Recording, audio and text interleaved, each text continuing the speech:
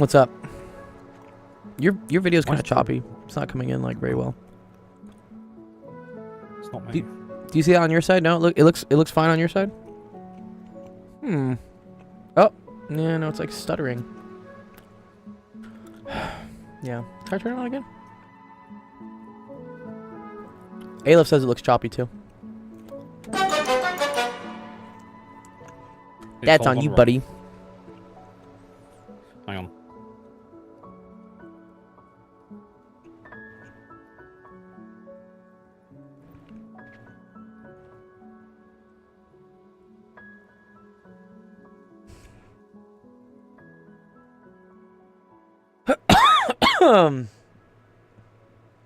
What's up, Becky?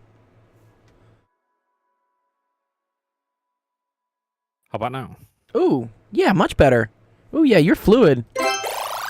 You look like one of those like peacock things that goes around like. Oh, why is none of my Sammy stuff working? Oh, I didn't turn on the SCP redemption. That's why. Okay, here's what you're gonna hate me about. What are you gonna hit me about? What's up? Square root of x times Square root of x. X cubed square root. Shit. X squared square root of x. Square root of x times x squared square root of x. Square root of x times square root of x cubed, but then the cube might be inside the square root. Oh, okay. You know, it actually doesn't matter where it is. Doesn't matter if it's inside or outside. What's up, Sibley? Good to see you. So you're saying like this times this? Yes, and then I've just written square root of x to the 4. It is square root of x to the 4th, which is equal to, I guess, x squared. Yeah, I think I agree with that. Yeah. Fan of that. That tracks. Okay, I guess I didn't get it wrong. Well, so there's actually kind of a cool thing here. So you can actually put the exponent all the way out if you want. Oh, what is this? Oh, there you go. Oh, this was your work. What were you prepping for? Is this for one of your tests or something? I don't know, I just picked a piece of paper. Oh, okay. I was like, why is there a question mark? And then I was looking and I was like, I've not solved it. Yeah, no. I mean, so it actually doesn't matter if the the power is on the outside or on the inside. I guess it kind of enforces like some positive negative stuff, but it really doesn't. Yeah, unless it's imaginary, but who cares? Square root of x times square root of x is x. It's technically like the absolute value of x, I think. Square root of x times the square root of x, because you kind of enforce that these have to be positive, right? You can't take the square root of a negative number, right? But I still haven't taught myself to do that properly. I still to this day remind myself that if it's a square root, it can have a positive or negative integer. yeah, no. So square roots can only return. I mean, square roots can only return positive numbers unless you return, imaginaries. But then we start dealing with like numbers in other systems that most kids in middle school and high school don't really deal with. I just mean like square root of 4 is plus or minus 2. Oh, interesting. No, so yeah, the square root of 4 is technically 2 because we only consider the positive root whenever we do square roots. I know what you're talking about, right? Because technically, no, I'm convinced. Yeah, I know. No, I remember doing this when I was like helping out some like middle school kids with their homework. But yeah. Oh, yeah, don't make me feel too bad. No, I mean, I get this wrong too, because I see this and I think, oh, this is plus or minus 2, right? Because negative 2 squared equals positive 2 squared equals 4, right? And you think, oh, well, the square root, right? Doesn't that mean negative 2 equals the square root of 4? And it's just like, there's some math argument for like why we only consider the positive root when we do it. I'll let someone else who's smarter in math refer to it, but it's... Hang on, so 2 implicitly, or just, Yeah. We just say it's positive 2. The only time you do the plus minus thing is when you're solving for a variable. If you're solving for a variable, you take the square root, then you need to like consider the plus and minus. So if you say, for instance, like x squared equals 9, and you want to get rid of the x squared by taking the square root, here you have to say, oh, x is equal to plus or minus 3. Technically. Okay. But if you just say the square root of 9 on its own, that's just equal to 3. You don't say plus or minus 3. Okay, that's where I was getting confused. It's just because of No. this. Yeah, now I get it. Yeah. There is some math argument. Yeah, there is. Let me see. Meowcat says, can we talk about questions 10 and 12 on the capacitance and dielectrics somewhere? Yeah, we can totally do that. Let's get into it. Just after this last one, then. Okay. What's the last one you got? Let me pull up the cookie stuff. Up. X to the half. Yeah. X to the half power times x to the 3/2 power. Oh, you just add the powers in that case. So that's just equal to x squared. Because it's the same thing as x to the 1 plus 3/2, which is equal to x to the 4/2, which is equal to x squared. Yeah, that's what I got. Okay. Yeah. Those are some good exponent rules. Those are pretty dope. Good to know. I mean, a lot of people forget them, honestly. I did. It happens. Let me see. Questions 10 and 12 on the capacitance homework. Yeah, so I had lecture today. Again, I was spaced out, man. I was so tired. Because I was on a 5-hour flight from Chicago, which is Spirit, the absolute worst. Literally, it's worse than Ryanair. It's so bad. Yeah. But nothing's worse than Ryanair. Did you see they're doing standing only for Ryanair now? They're gonna do like standing. Are they actually doing that now? I saw that. They've been talking about you it for can 10 years. hold on to like a fucking bus pole.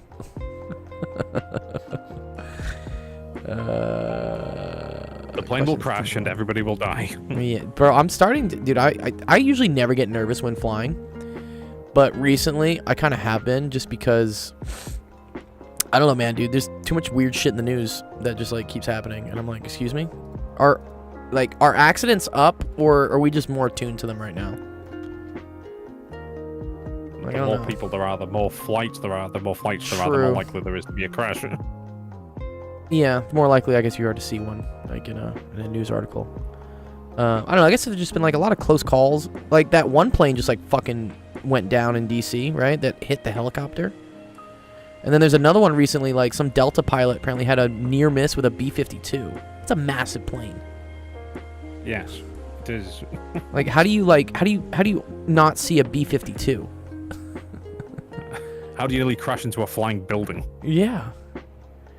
Yeah, and Sib says, did you see the poor man who died from wearing a chain and walking into an MRI machine? I heard about that one.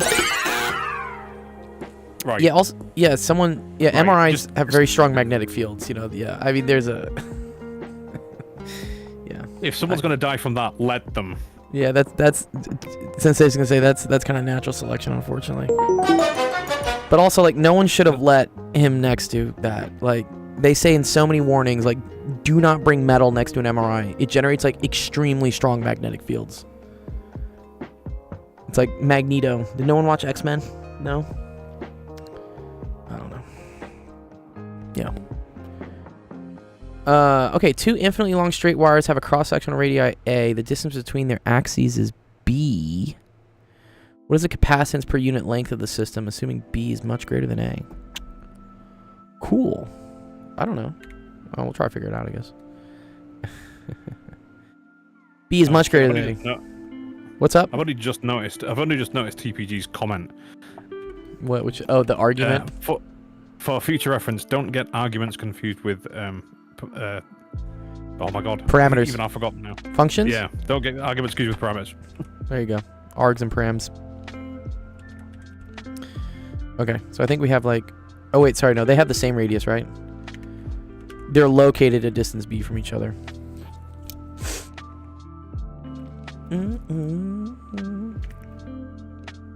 Yeah, I need to draw some things. I like drawing. Apparently I didn't put this anywhere close to where it should have been, though. Okay, whatever. We're just going to take a second here. Okay, cool. No! Okay. And the distance between their axes is B.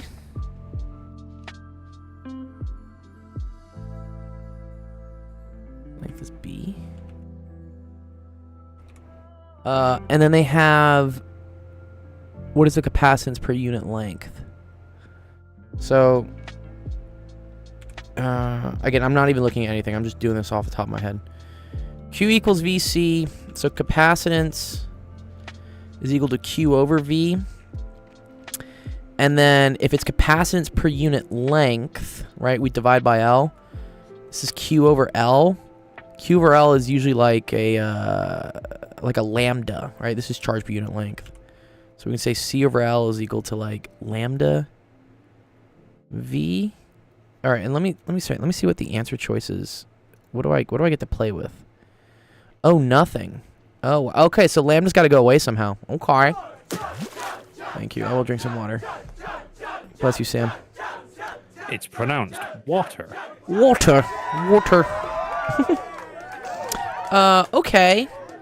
So I need to figure out the potential between these two. Okay. I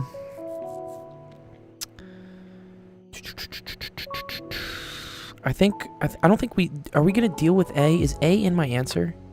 A is my answer. Ew. Okay, I see. We probably gotta integrate like E.dl or something.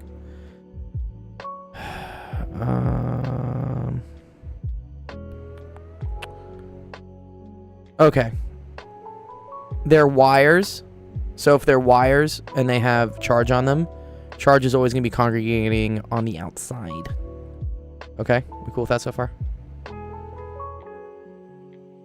So you always got charge on the outside. I think I see what's going to happen.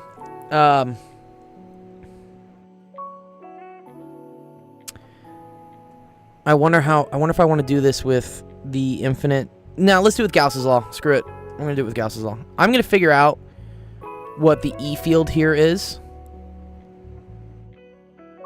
Like right here. I'm going to figure out the E field.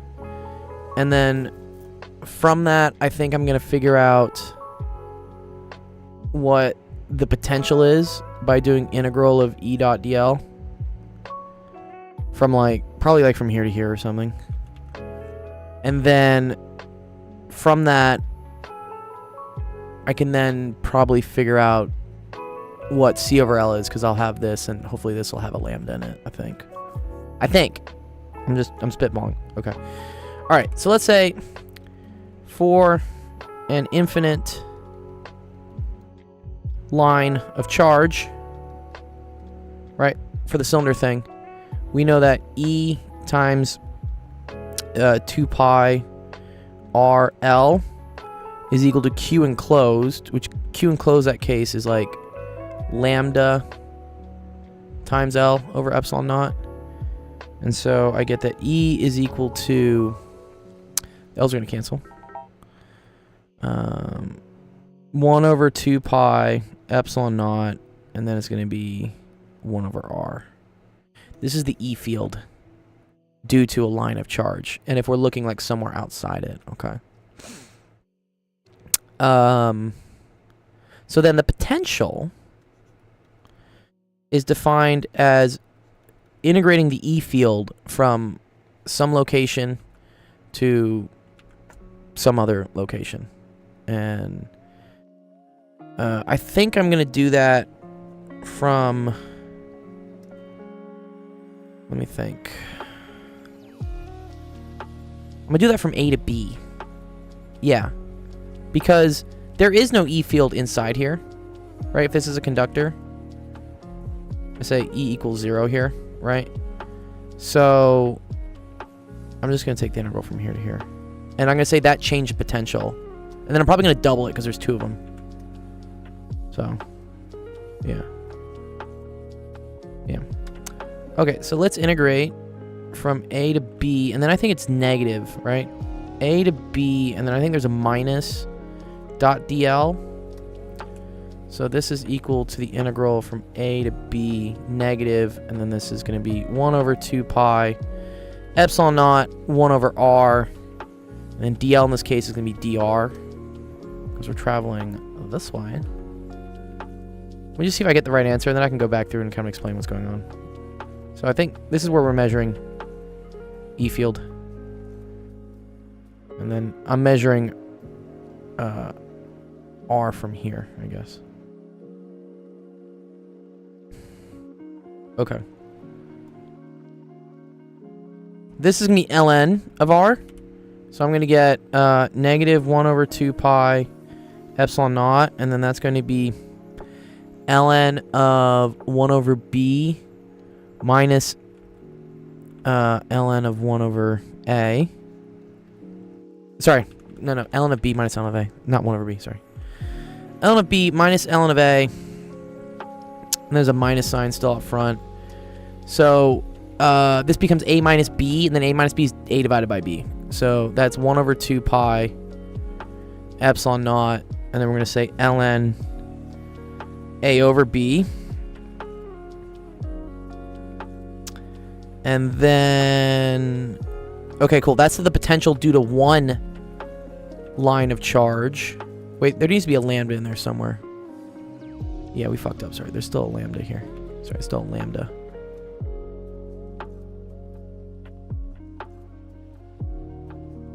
Yeah, okay. So we still got a lambda. So that's E field per unit length.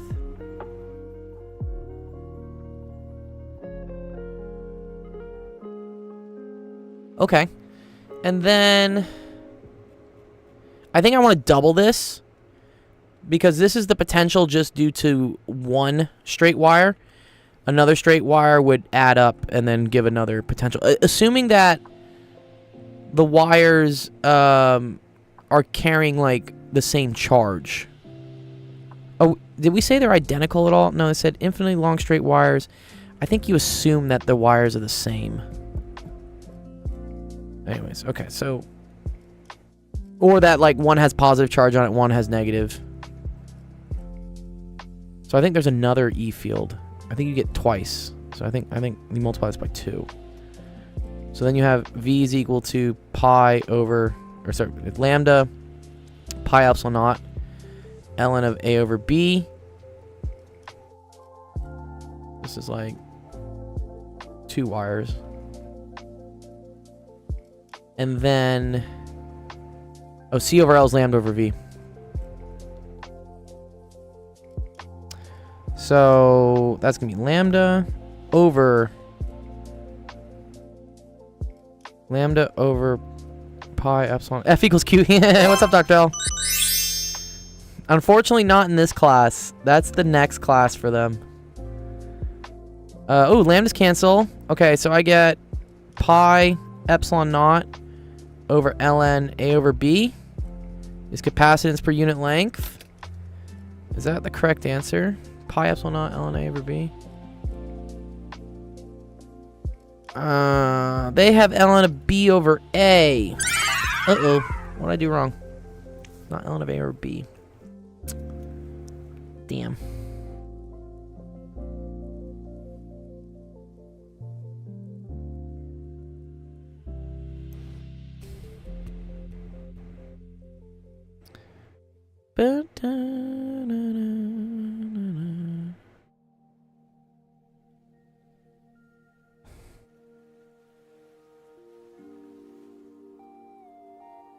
Maybe I'm not supposed to go from A to B. Yeah, I'm supposed to go from B to A.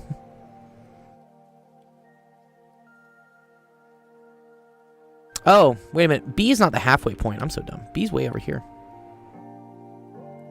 Right? But then I guess,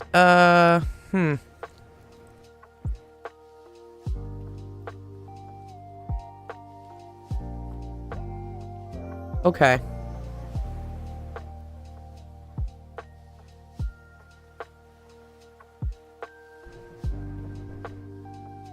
Let me see.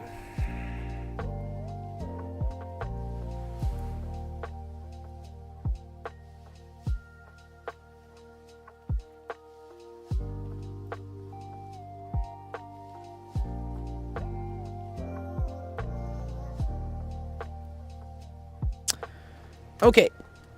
Close. I have a minus sign. I have a minus sign missing somewhere. Let me see if I can get a little ChatGPT inspiration from this one. Just see where I'm wrong. Solve this. Go find me something.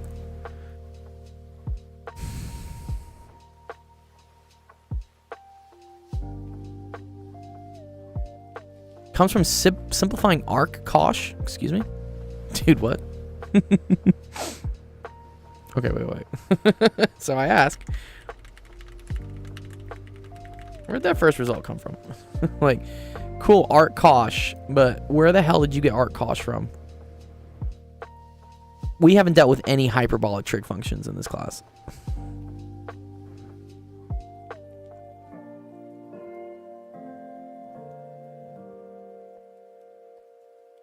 It comes straight out of the exact solution of Laplace's equation for two parallel cylinders. Most cleanly done by a conformal map into elliptical coordinates. Don't really know. Nope. What the hell are they doing here? Okay. Let's see if this is in your book somewhere. Or in the textbook. It needs to be. Because where did this number come from, dude? What? Okay, here we go.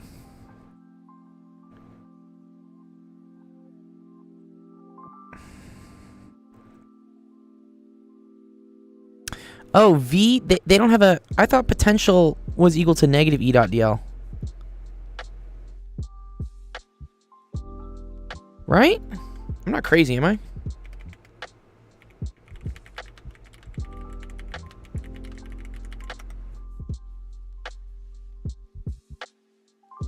Yeah. Yeah, what? Change of potential is negative E dot dr from A to B.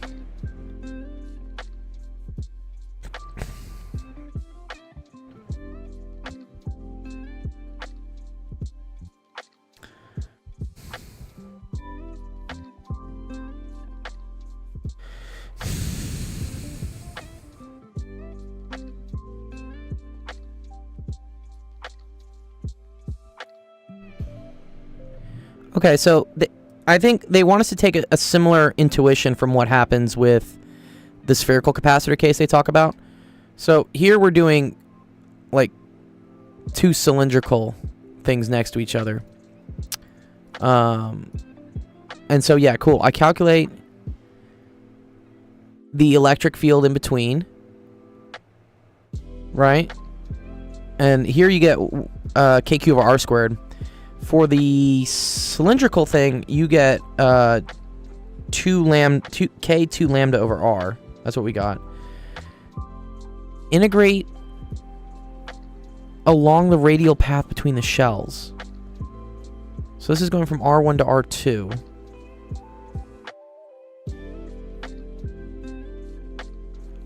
Here we ignore the minus sign. That's because we just want the absolute value of the potential difference, and integrating over the path from high to low would otherwise give us a negative value. Oh, okay, cool.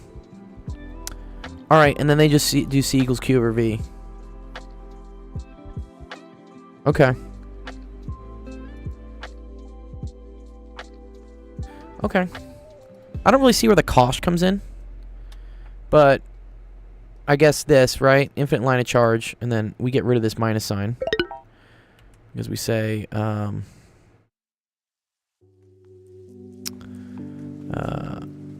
we just want absolute value of V. Because, yeah, you are going from, like, higher potential down to lower potential. I see.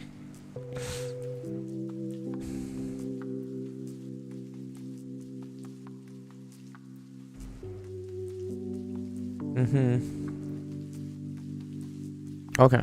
So if you get rid of that, then this is ln of B over A. But then why do we multiply it by 2 again? Right? Why is there a 2?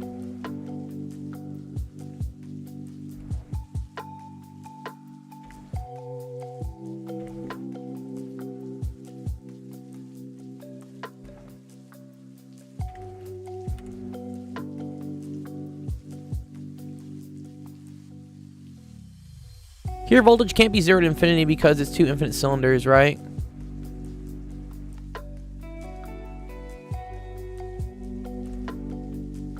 I don't know about saying there are two different Ks.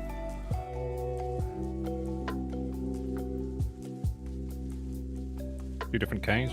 One's potassium, the other one's ketamine. Don't forget your vitamin K.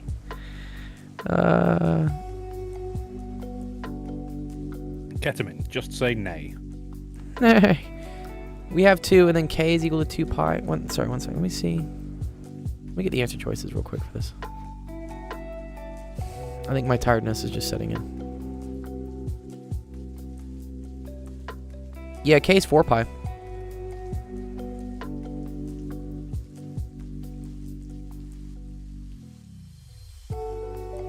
Okay. Yeah, we haven't used anything with k yet, Sibley. So,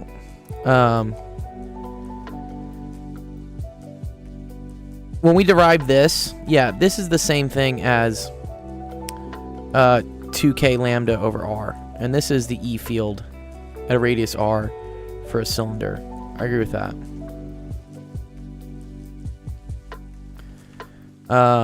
I'm leaving the pi epsilon naughts because eventually I want my final answer here to, I think, have just pi's and epsilon naughts in it. Because this is the correct answer on the homework. They say it's this, which is very I mean, it is close to what we got. I'm just curious where we just multiply by a factor of 2.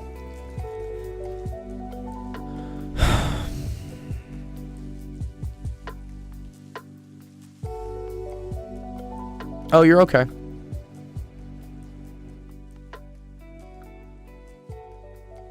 Let me tell, like,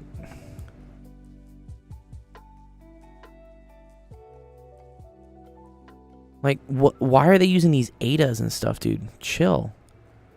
Here, I'm gonna say, do it in cylindrical.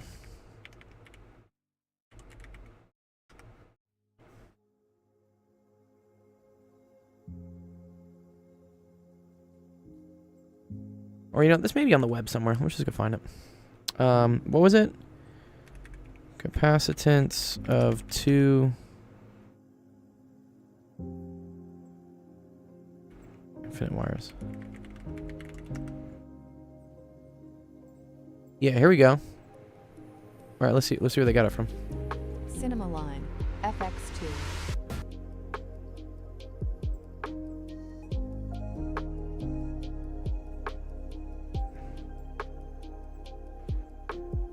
I thought it started at A and it went to D. So let's see what this Dr. Ben Yelverton does. So, yeah, I agree with this. C is eventually going to be lambda over V. We're only going to consider one of them to be positive.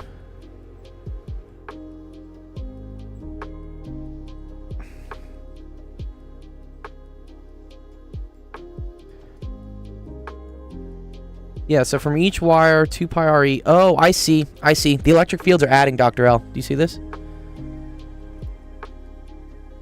I see.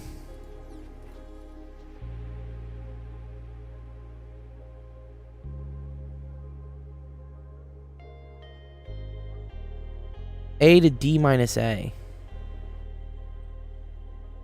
Okay.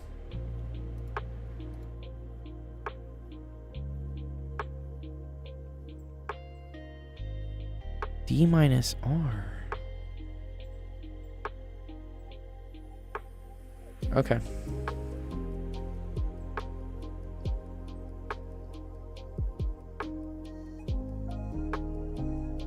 Yes, it is from one surface to the other, right? And then they're saying the electric field from the other one is D minus R.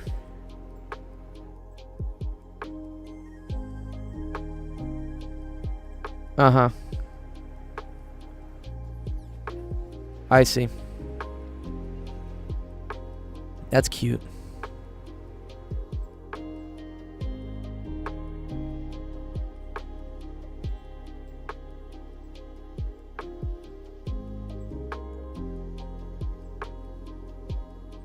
Wow, this is actually really cool, this derivation. Okay.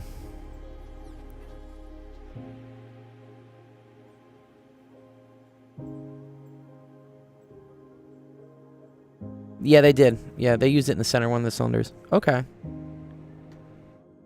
Notice how there was no Koch thing here.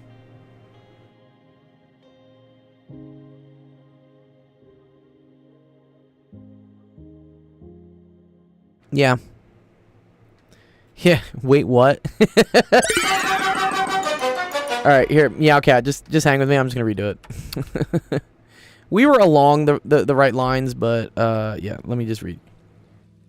Do you think something on that may end up an exam? If I do it during office hours, you may have noticed it usually does come up on an exam.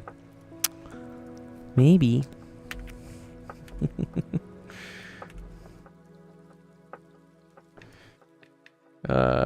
Okay.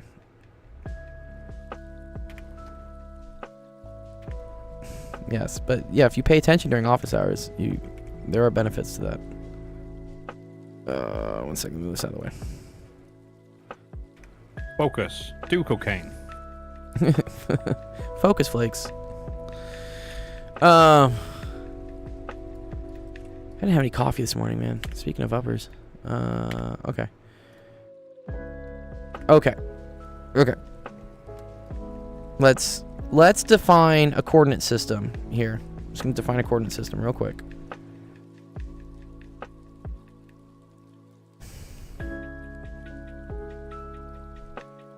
And actually, you know, I wanted to go. I'm gonna have to go from this one because otherwise, like, things aren't positive and it starts making me upset. So, here's what we're gonna do. We're gonna say, in order for there to be capacitance, right, there needs to be some positive charge enclosed on one side, and then there's gonna be some negative charge enclosed on the other side. So actually, let me switch the colors of these.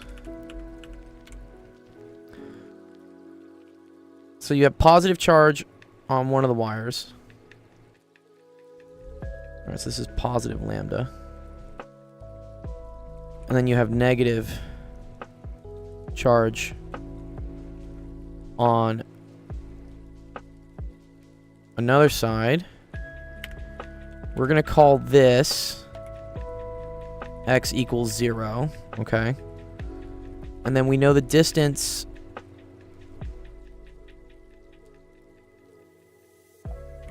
from here all the way to here is equal to b. Okay? Okay. That's how I'm going to set this up. And then I'm going to say this has negative lambda. Okay. I'm trying to figure out capacitance per unit length. Okay. So let's just write it. So I want capacitance per unit length. But Q equals VC. So C over L is equal to Q over L divided by V. So all I did was I moved that over and then I divided both sides by L. And then this thing here, this is equal to lambda. What's up, 1K? Okay. So really what I'm trying to figure out over V. So and this is the potential difference. So this is really delta V. So this is delta V between the cylinders. Okay. Now, this positively charged wire is going to create an E field in this direction. Okay. And this negative charge here, by the same token, is going to pull in an E field towards it. Okay. Such that E total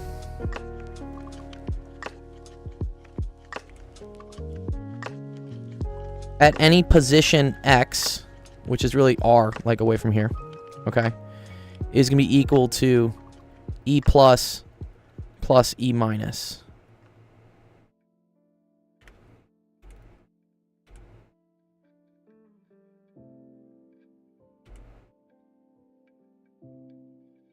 The superposition principle, exactly. Yeah, nature didn't have to be this beautiful, but she did, dude. Yeah, she surprises us sometimes. Pretty cool. Okay, so we know, right, that E for an infinite wire or infinite...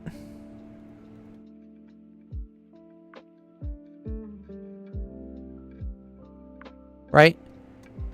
That's equal to 1 over 2 pi epsilon naught. And then it's going to be lambda over r.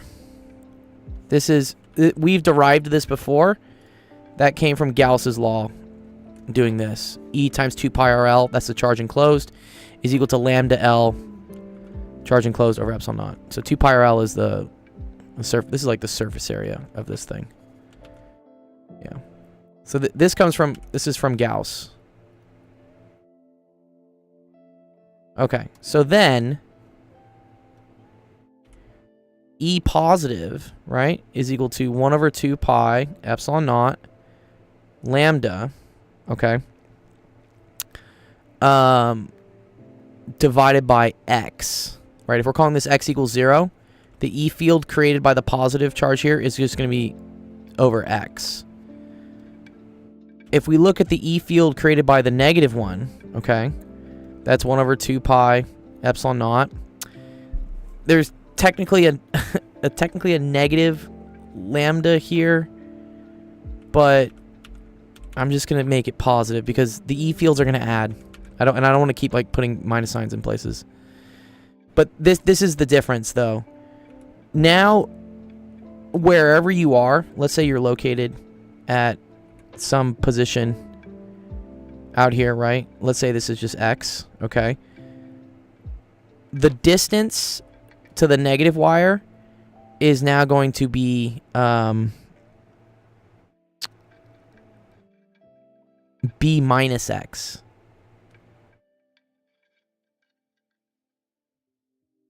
Yeah, so this is going to be...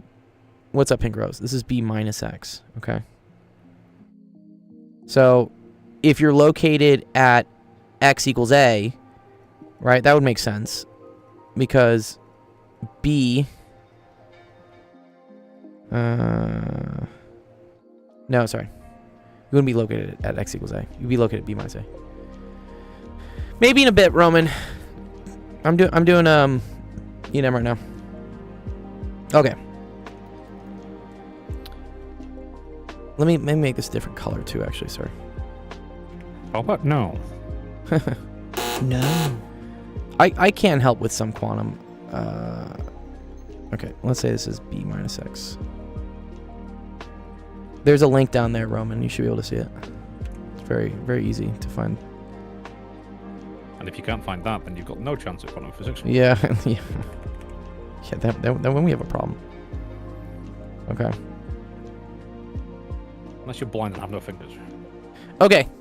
Does this make sense so far? Meowcat. Is Meowcat who asked this question first? Meowcat. Does this make sense so far? How I'm defining the electric field being created from each wire? Okay, cool. All right. Okay, so then E tote as a function of x is equal to this plus this.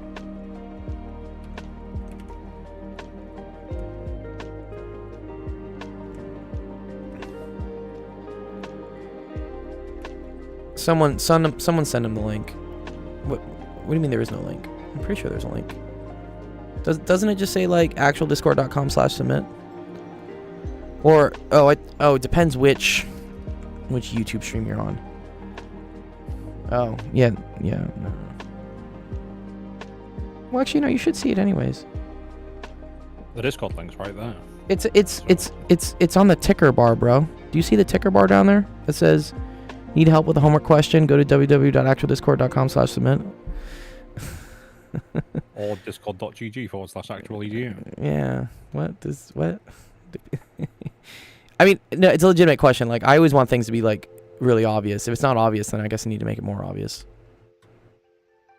Yeah, there's no link in the description. I probably should do that. Okay. I'll think about that, Roman. I have the link like in the video feed, but you're right. I don't have it in the description. Okay. Fuck am I doing? Okay. Now I need to calculate delta V between the plates. or between the wires. Yeah, no, it's good to know. Good to know, Roman. I like to know what people do, so I can, I can fix that. Okay, so we're going to integrate then from starting at A. If I want to find the delta V, right, in between these two things, I need to figure out what the integral of the electric field is from here to here. Okay? So we're going to start at A, and we're going to go out to B minus A. Right? So we're starting here at X equals A, and then we're going like almost all the way out to B, but B minus A will bring us to this edge right here.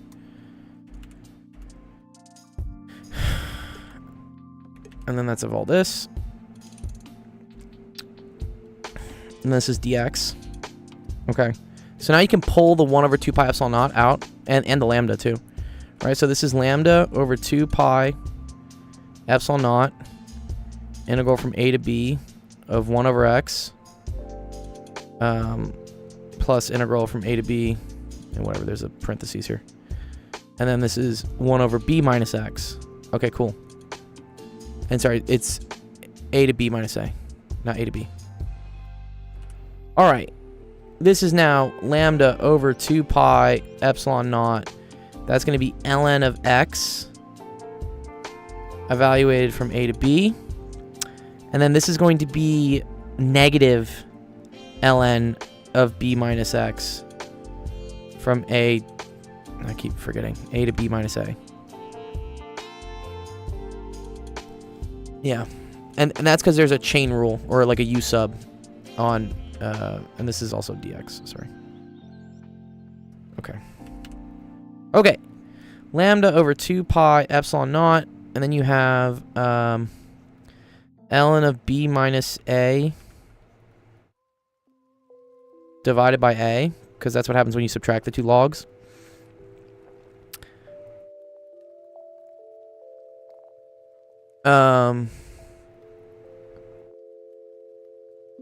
And then we're going to do minus, and then this is ln of B minus B minus A. God, that's ugly. Over B minus A. Okay. So wait, now these are all going to like super do things, right? Because now I have like, I can do super log combination thingies here, right? Because now I have two ln's minusing each other, which means it's the same thing as them like reciprocal multiplying on the inside. So this is ln of B minus A over A times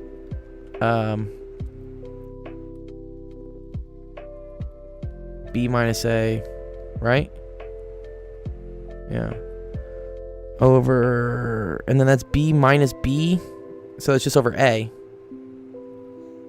Okay. Cool. Lambda over 2 pi epsilon naught ln of B minus A squared over A squared. So let's just expand that, right?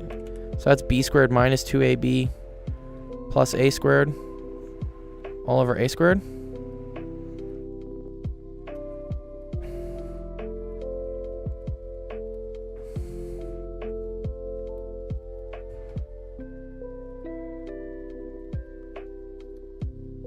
Should have taken 2 in the front. Where was I going to take 2 in the front from? Oh. Thank you. No, Aleph is right. Much better, Aleph. Aleph. Yes. Yes, you're right about this. Okay. Sorry. I'm explaining every step because I hate when... I don't know. B minus A over A. Good. Okay. That's all squared. And now you can bring the 2 out front. So now it's 2 lambda. Oh, so it's just lambda over pi epsilon naught ln of B minus A over A. Okay, very cool. And then I think we said B is much bigger than A. So if B is much bigger than A, then B minus A is basically just B. Because subtracting something insignificant to b is the same thing as just leaving it as b. Oh, I see. So now you get pi epsilon naught ln. So this like kind of goes away. You just get ln of b over a. Oh, beautiful. Which, okay, and then c, so this is delta v. Q, so c equals lambda L over delta V. This is going to be equal to pi epsilon naught. The lambdas will cancel. You're going to get, okay, so pi epsilon naught L over the ln of b over b over a. So then move the L over, and now you get c over L is equal to pi epsilon naught ln of b over a. And that's the correct answer from here. Wow. Nice. Okay. Does that make sense there, Meowcat? What a pain in the ass this one is. I found a great way to mess with the new students coming up in September. What are you gonna do with them? Meowcat, I'll explain in a second. I'm gonna drop a 3.5 floppy disk on everyone's in front of everyone and say this is 1.44 megabytes. Discuss. Discuss. No, you got to get the big ones. You know, like the 5-inch floppies. You know what I'm talking about? 5 1/4. 5 1/4. How much could you store on those? I can't remember. But that was older technology, so half. Yeah. Yeah.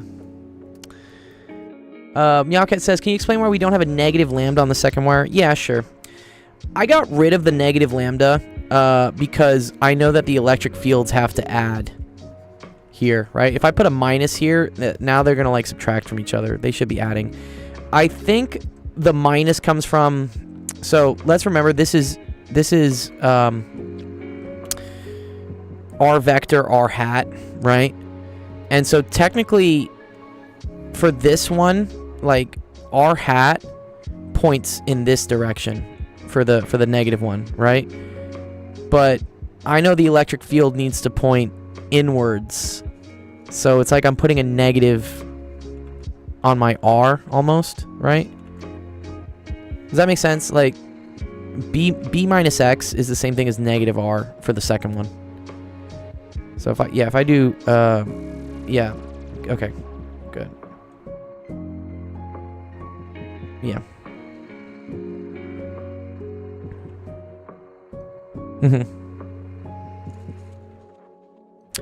But the hand wavy way to do it, Meowcat, is just to be like, well, I need these electric fields to add, so just fucking make it positive. Quantum equals HF, yes. That's all you need. I do too, Aleph, yeah. I mean, that's a lot of physics. A lot of physics is being like, well, intuitively they should add. But it is cool to then go into like the proper math and realize like, oh, okay, I get it. It's because my R hat points in this direction for this one, but R hat points in this direction for this one. So technically when you're calculating Gauss's law with the electric field, it's going to be flipped. Because the R1 hat is negative R2 hat kind of thing. Okay, cool. Alright, I hope that makes like some sense. I learned a lot of stuff on that one. Theta vector is not the same. Yeah. Okay, you said also question 12? Let me see what we got on question 12.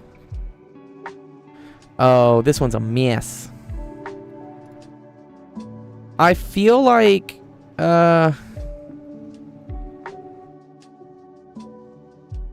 think Albert answered this one.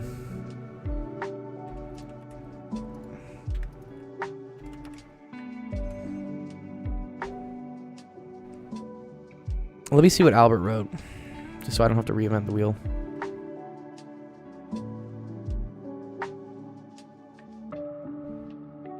Albert Einstein? No, Albert's our TA.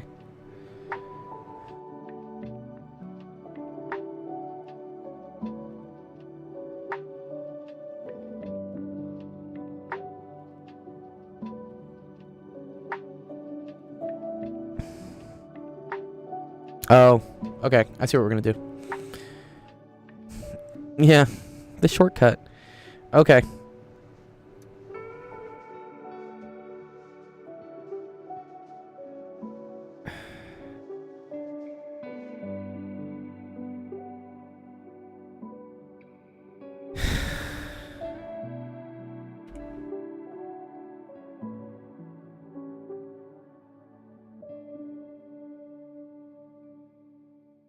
Okay. Here, yeah, he calls it like nudging. It's kind of funny how this works. But imagine that, like, I want to think how I want to define this for you guys. Okay. Position A, position B. Let's assume this is positive and this is negative, and then let me just like kind of write what the charges are, right? This would have to be positive. And then I guess this is negative, but this is also negative. So wait a minute, is this positive? And this is negative.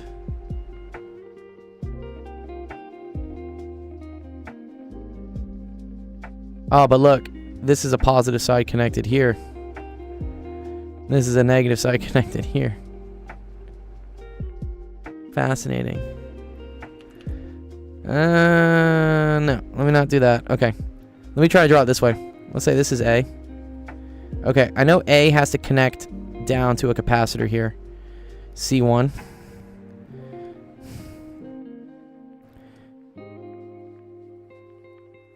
And then on the other side of C1,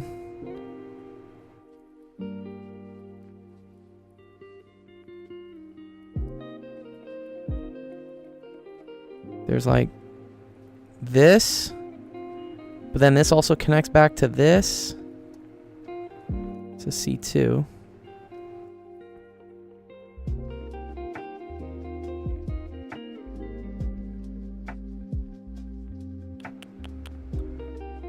Oh, wait a minute. Okay. This is here.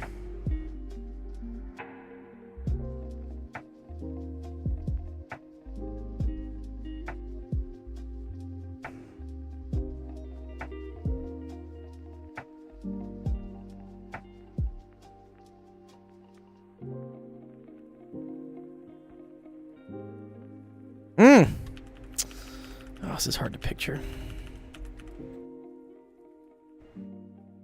I'm not going to do this to you on a test. If I can't see it, like what?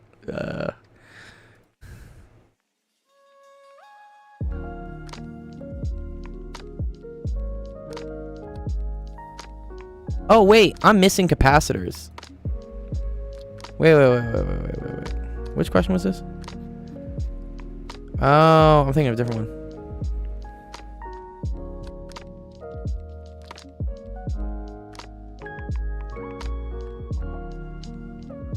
Sorry, I was thinking about a different one. Okay.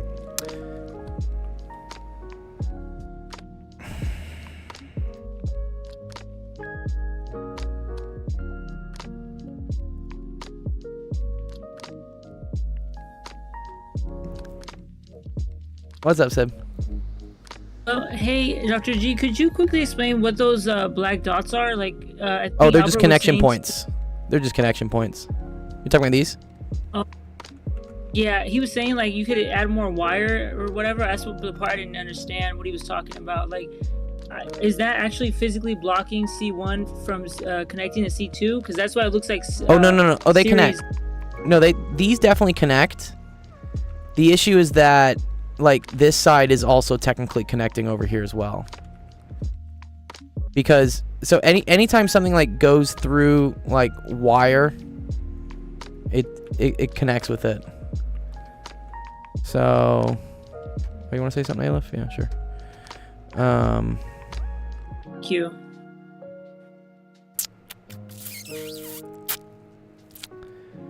Yeah, if we want to think about it in terms of voltages, does that mean these two things have to have the same voltage as this?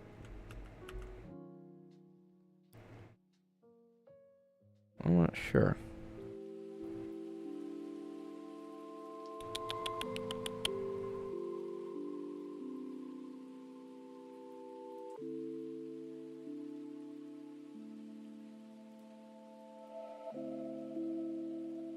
Voltage across a wire is the same?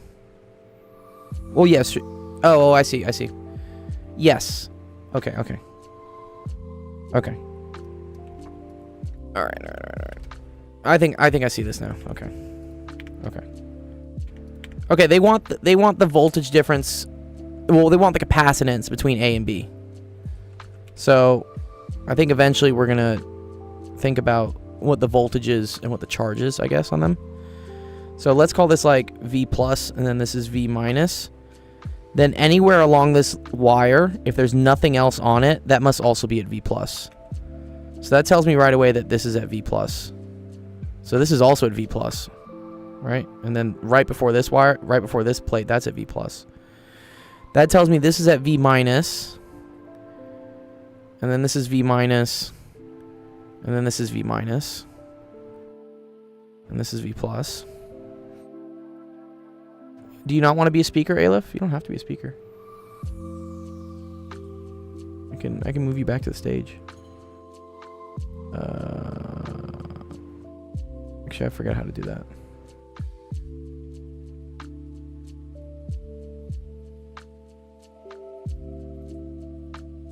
Oh, you're new to Discord? Okay, that's fine.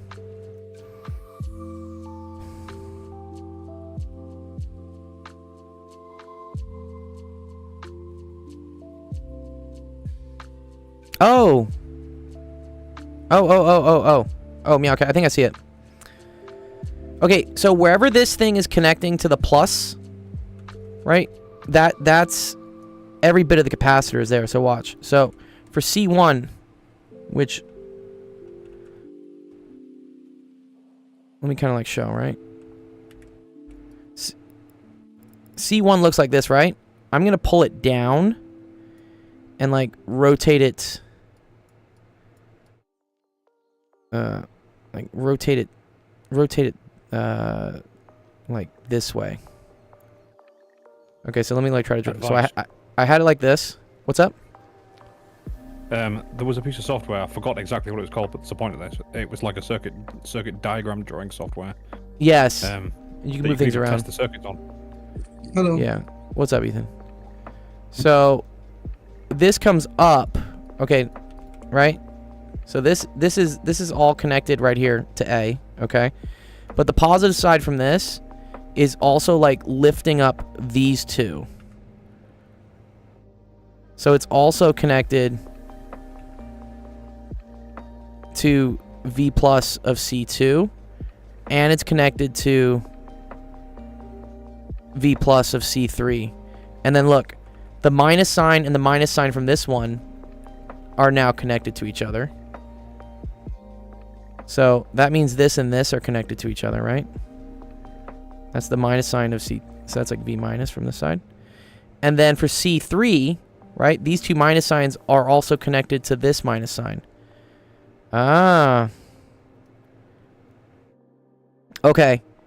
And then these things are all connected to B. You see how B connects to this side, it connects to this side, and it connects to this side? And then if I were to like pull this side up, I'd be like dangling this positive and then these two positives. So now you literally just have 3 capacitors in parallel. And so then C total equals C1 plus C2 plus C3. Yeah, that's cool. Do you see that? Do you see why that is, Meerkat?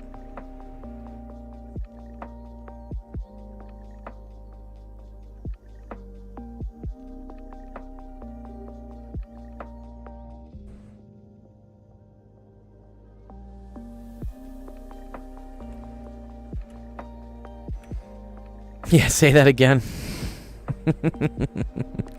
Okay.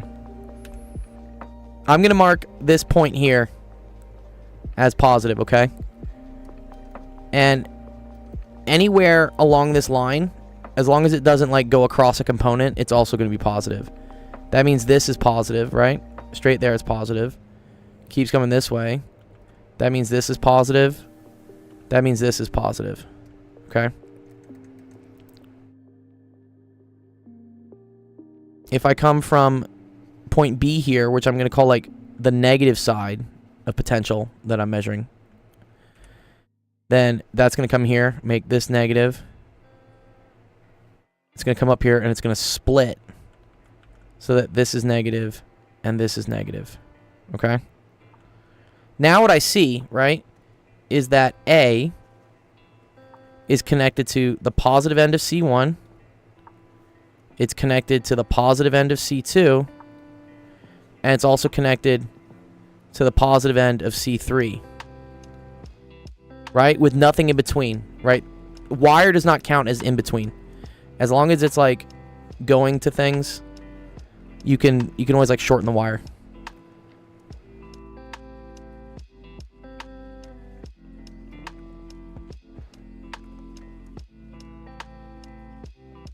So that's A.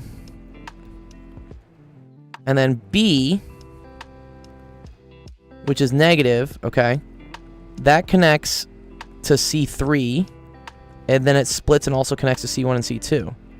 So that's going to connect to C3 on the negative side, and then it's also going to connect and split to C2 and C1. This is negative side, okay?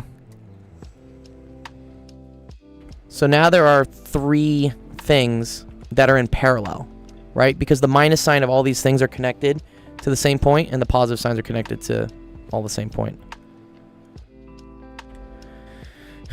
So then it's just 3 capacitors in parallel. So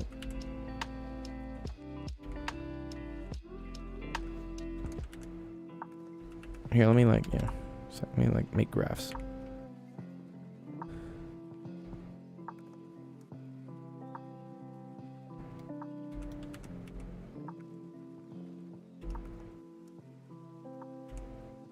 You finally get it? Yeah.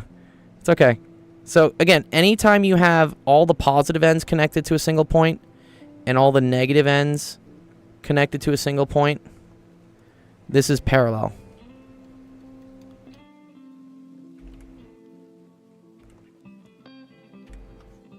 Yeah, you see it? Yeah.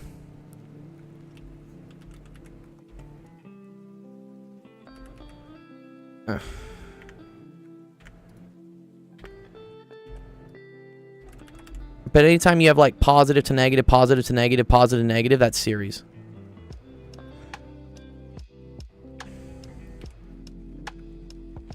Nice. Okay, cool.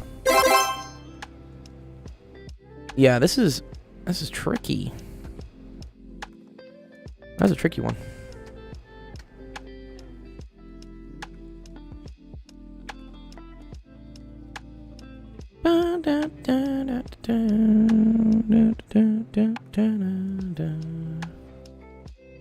Yo ho ho, and a barrel of rum. Yeah, I need a barrel of rum. I need a fucking gallon of rum at this point. You want the good stuff? It is pronounced absinthe. Absinthe. Yeah, the wormwood they only have in the real stuff, not the US doesn't have wormwood. You have to go over to like Eastern Europe to get the absinthe with the real stuff in it. Wormwood, the hallucinogenic. Yes, it is the green fairy, right? I wouldn't know. We don't have that here either. Definitely have it in Prague. I did like actual absinthe in Prague. Yeah. Absinthe is good once. That's what I'm saying. Yeah, and then it's like, no. It was some like pub crawl thing we had. That's what we did it at. Yeah. What was the worst drink in the world? I think it was just called green. Malort. It's called Malort. Malort is the worst drink in the world, dude. Okay, let me see. Mikias, sorry, you had a question on, what was it? On the 2 metal balls. Oh, okay. I think this is the same strat as the last one we did. But now you just do it for spherical geometry, right? So, I think it's the same thing.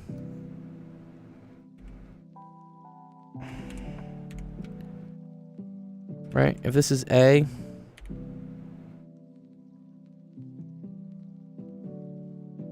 and then this is B, call this one positive, call this one negative. Then E positive is equal to 1 over 4 pi epsilon naught, and then that's Q over R squared. And then E negative is equal to negative 1 over 4 pi epsilon naught negative Q over, and then instead of R squared, sorry, we're going to call this X equals 0. So sorry, this is going to be X squared.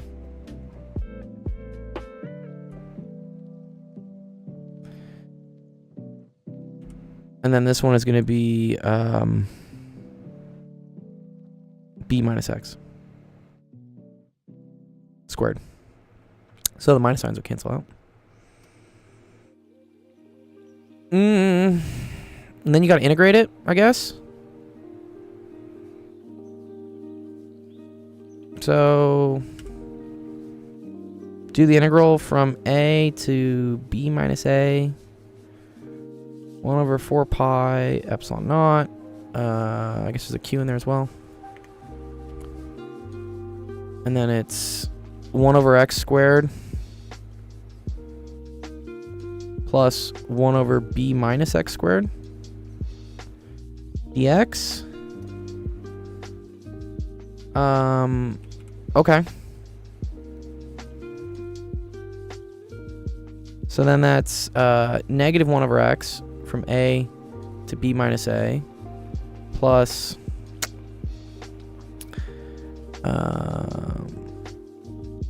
positive 1 over B minus X from A to B minus A. You get a negative from doing like, you know, u to the negative 2 integrated becomes 1 over negative 1 u to the negative 1, but then you have to take the derivative of what's inside, so that's why there's another positive that comes out.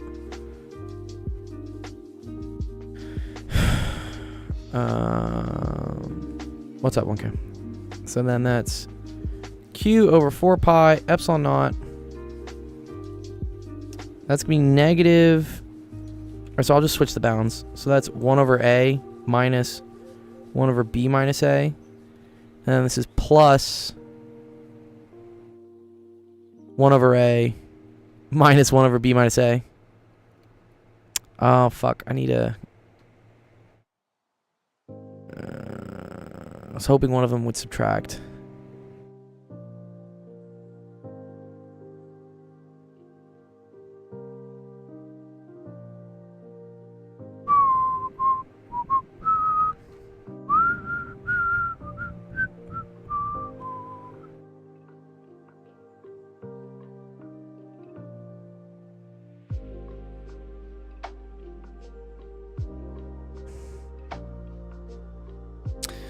Damn.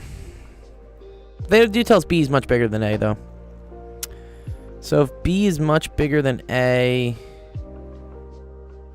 then I don't think you worry about this.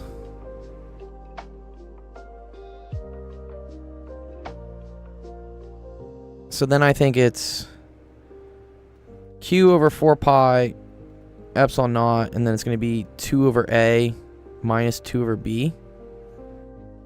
So that's going to be Q over 2 pi epsilon naught 1 over A minus 1 over B. That's equal to delta V. But then C is equal to Q over delta V. So that's going to equal to 2 pi epsilon naught over 1 over A minus 1 over B. Is that the correct answer for 11? Let me see. No, they just say 2 pi epsilon naught A. Oh, okay. From this, if B is much bigger than A, then 1 over B is much smaller than 1 over A. So you can get rid of this as well. Fine. So now it's 2 pi epsilon naught A. Okay. Now you get the right answer.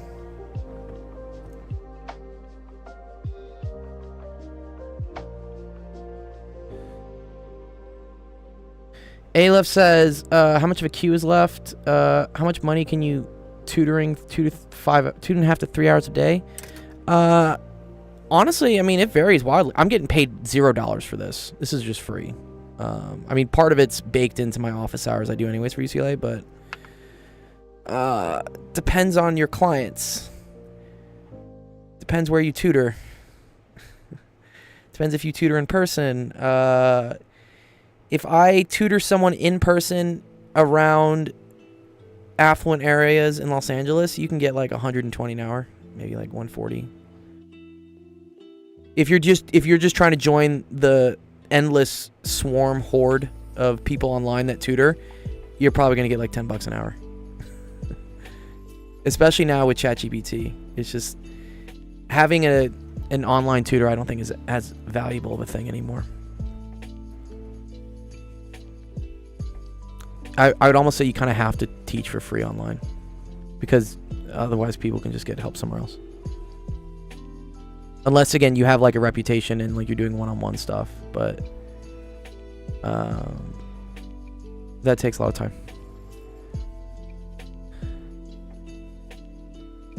And that's like a reputation you have to build too. Yeah. But you can try. There are various websites that have like online tutors and things. I think if you're not in the United States, you're going to run into a lot of trouble, a lot of problems with payments. Trying to do any sort of like payment processor if you live in like Bangladesh or something, just not going to work. You just won't get a bank account. It just won't let you. Okay, does this make sense to Mikyas? There's a couple like substitutions in here that are honestly like kind of ugly. Or not substitutions, a couple like approximations that I could see as being like hand wavy.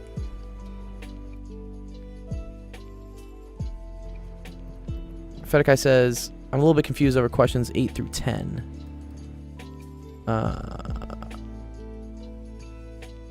Work and voltage, yeah.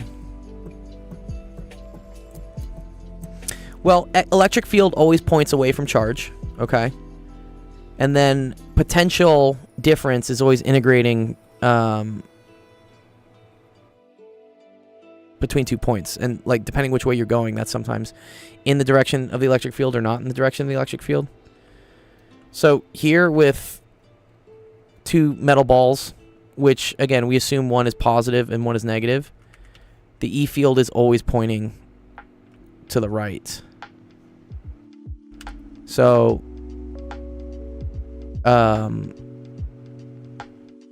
when you're integrating E.dl, you're always kind of like adding electric field to get your potential. Technically it's negative E.dl, and that would make sense because we're going from a positive to a negative, so we should be dropping potential. But when calculating capacitance, we only care about like the absolute value change in potential, because this Q is always kind of referred to as the positive charge on the plate.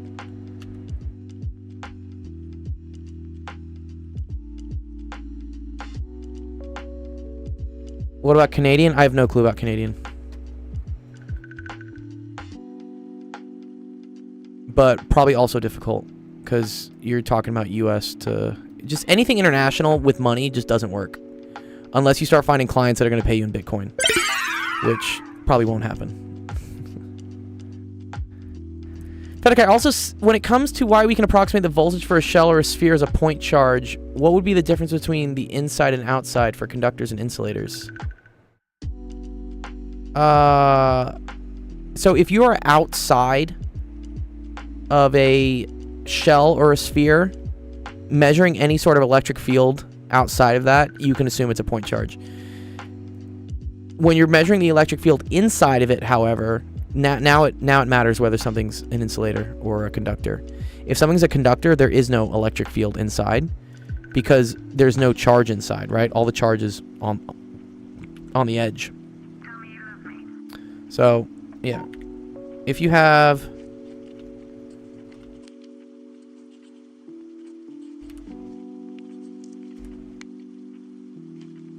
Yeah, I know what CAD is. Oh. Sorry. You're saying, what about tutoring in CAD? Again, I don't really know. Maybe. Should just get a job just doing CAD. Yeah. So here, if you're measuring E or V, it's equal to the same as a point charge.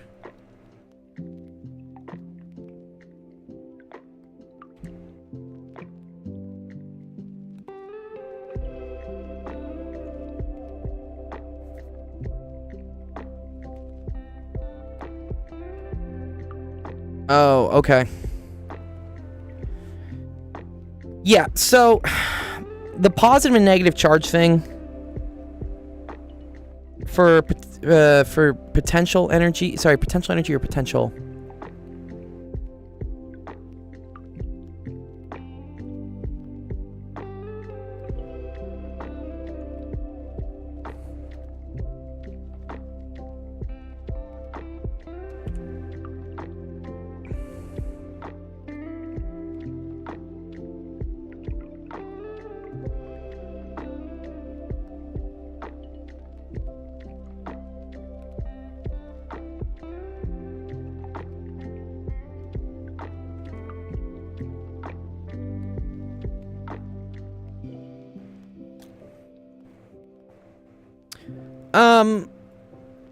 Again, all of it's very dependent on the situation. So what we've started moving into now is just measuring the potential difference between 2 points. When you start talking about the potential energy of a system, now you're thinking about the change in potential between being all the way out at infinity and then being somewhere around your charges.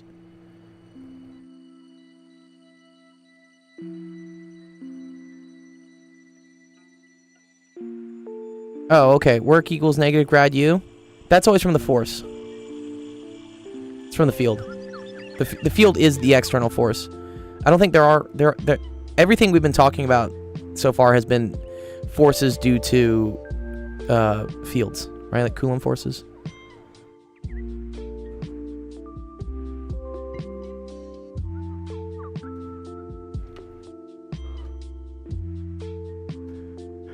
Okay.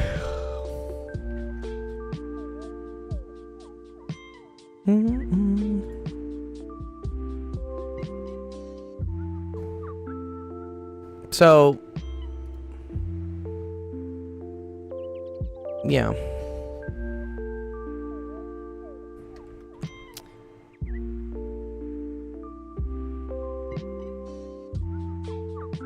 So, what are the external forces, though? Find me in the book, like, what it talks about. Like, are you saying, like, it would take a force in order to, like, arrange your charges in a certain way? That's correct.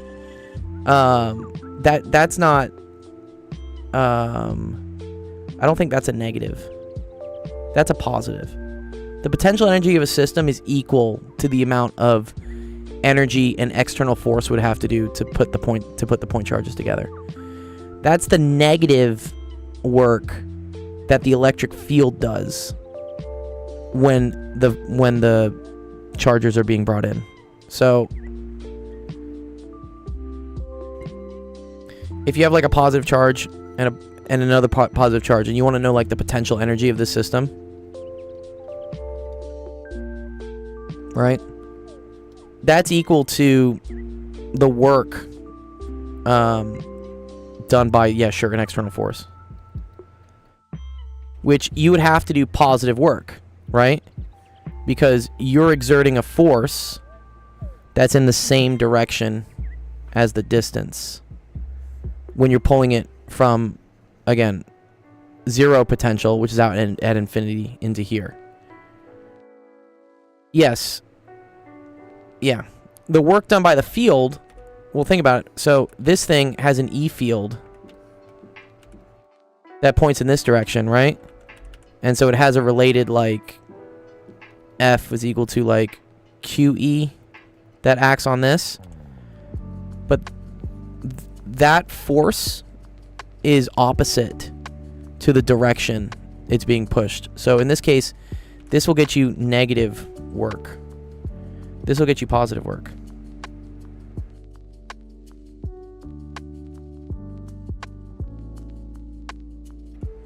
Yeah. Let me see. Conjure says, can you do some problems with double or triple integrals? Send me one. Just find one. I'll do it. Yeah, I think I did 10, Fedekai. I just did 10. Yeah, I literally just did 10. I could maybe do 8 for you. But yeah. 10 we did. That was with the capacitors. And then 11 I did as well. The key thing there, so with 10, when you're trying to find capacitance, you're trying to find the change in voltage between the two plates. So, hey, what's up? What's up? Good to see you, Obi. So you don't need to deal with taking something out from infinity and bringing it in somewhere. That's for like individual charges.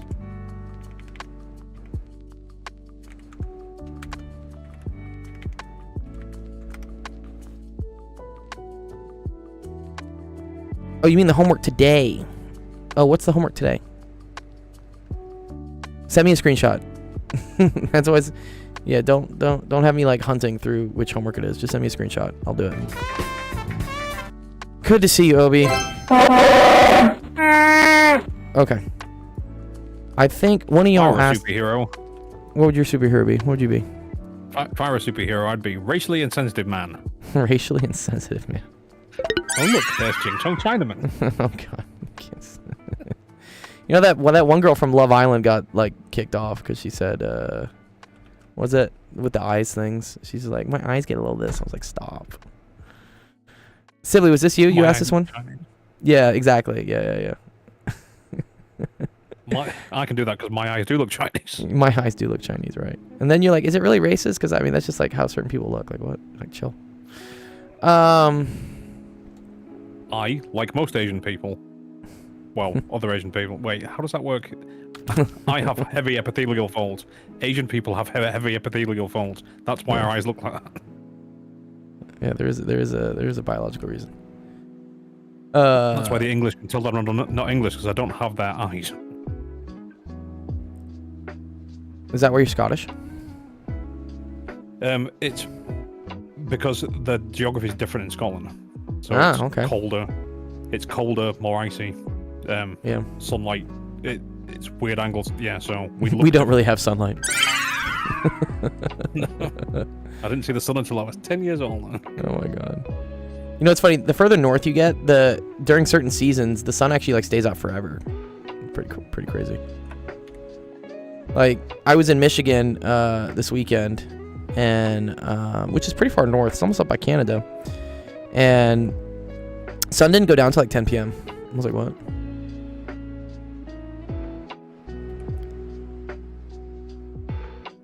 I was going to say Canada's much further north than even the northernmost point of Scotland. Yeah, I think it is. Josh says, what levels of homework are you capable of doing? I don't know. Try me, bro. I'm doing college physics now. Math-wise, probably up to like DiffyQ. I could wait for office hours in 2 days, but I can get help. Why not? Yeah, why not? Yeah, submit a question.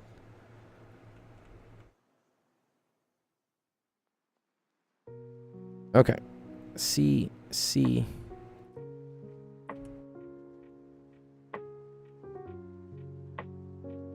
Okay.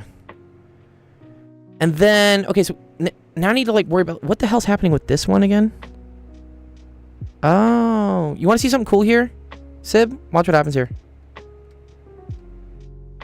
How do we submit it? I think it's in a screenshot. I thought I had it pretty well advertised, but it's okay. I should put it in the description, shouldn't I? What you do is you put down the phone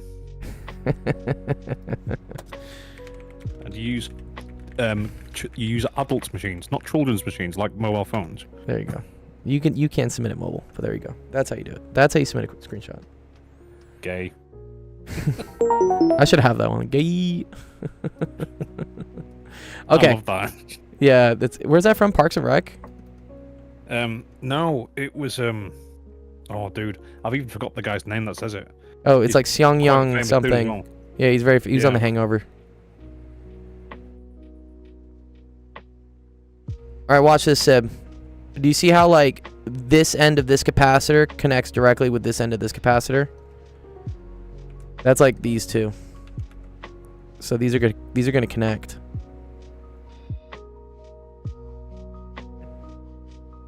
Michigan is also on the extreme western end of the time. Oh, that is true. Yeah, you're right. The extreme western end of the Eastern time zone is what it is. Oh wait, yeah, Sib, you can speak. What's up?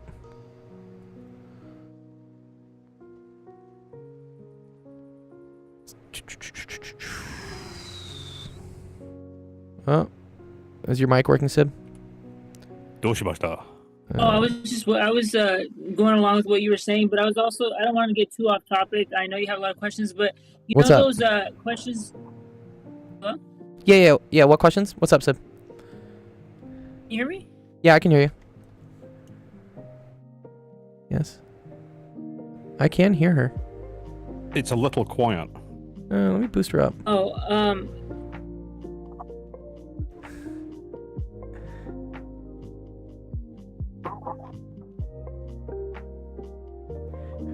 Bum, bum, bum, bum, bum. Well, I think yeah, I'm there's a not lag sure. I as think well. there's some sort of connectivity issue.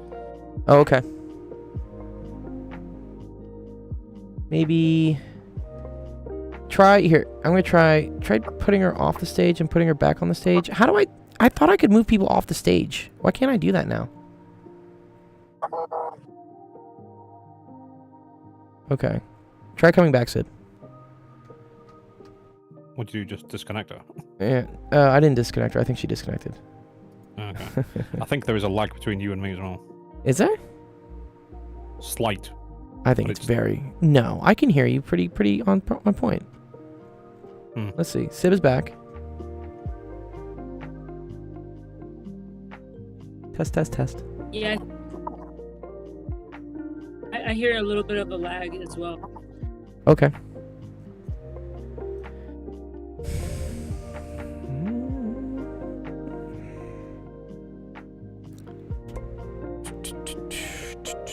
Speak into the microphone. Let me just wrap this question up. But Sib, you can say anything you want, and I might hear it like 5 seconds later, but I'll respond to it.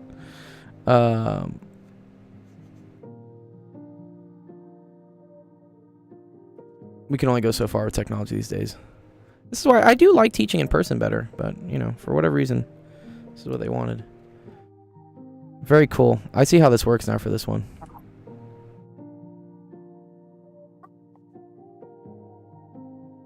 Okay, so maybe this picture will like help people understand.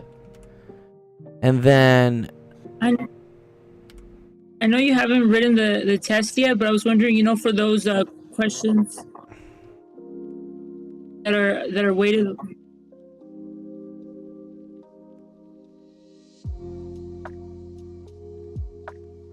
I heard part of it. She said, I haven't written the test yet, true. And then for the questions that are weighted, I want to say she's asking about the questions at the end that are weighted more heavily. I think Sib has a question about that.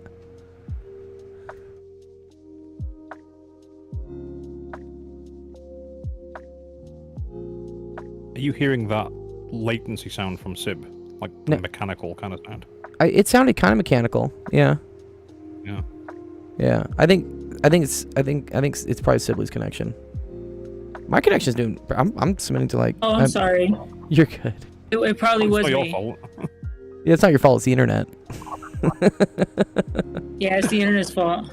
There you go. I was simply pointing out the issue, not blaming you for anything. Yeah, we're not blaming you. But okay, so you were asking about the test I haven't written, the questions. Probably, are you asking about the last two, which will be the scaffolding questions? Oh yeah, like I'm just trying. Like I'm kind of scared. I'm trying to get a sense of like what subject it's gonna be on, or you're not. Oh. Are you allowed to like tell? Yeah, one of them will probably definitely be like an electric, figuring out the electric field at different locations, and then finding out the electric potential at different locations for like a certain shape. Okay, and then we could use like Gauss's law, right? Yes, you would have to definitely use Gauss's law. Yeah, Gauss's law would be a good like scaffolding question because there's a bunch of different parts you can go to it. And then the other one, probably something with capacitors. Yeah. Oh, thank you so much. I appreciate it. I'm also gonna. I'll probably like tomorrow ask you again for that concentric those shells. Yes. Finding the potential for this concentric shells, for some reason it confuses me a little bit. It's okay. Yeah, I'll go over it. Don't worry. Okay, thank you. You're welcome. Yes. Awesome. See, eventually the internet fixes itself. Josh, my boy, dude. Okay, so Josh asked like, how much math can I help with? This I probably can't help with. Wait. I can't really do, Before I look can't it really do up. Hilbert spaces. What's up? Before I look it up, Gauss, Friedrich Gauss. Yeah, is it Friedrich Gauss? I don't know which Gauss it is.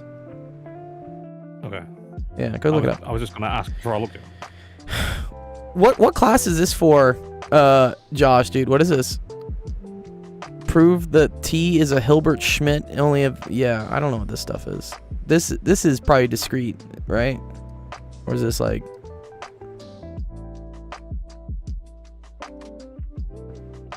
There you go. Carl Friedrich Gauss. Bounded operators course. Yeah. Unfortunately, I've never taken nor taught a bounded operators course, but it sounds like some people in the chat may know, so they're free to yeah, Lagrange multipliers. That's also like it's just slightly outside of. I've done Lagrange multipliers. I have done that. Because that's like a graduate level mechanics class. I just don't teach it. It's takes like a certain level to teach those things. Binding operators. There we go. See, more words that I know what an operator is. I don't know what a binding operator is. Okay, but in this one, this capacitor is basically worthless. Because it's in like parallel with these two things. So whatever the charge is here will be the same as the charge here. So there is no capacitance or voltage difference between these. So this one, I want to say it's 1 over C plus 1 over C to the negative 1 plus 1 over C plus 1 over C to the negative 1. Because it's like these are in series.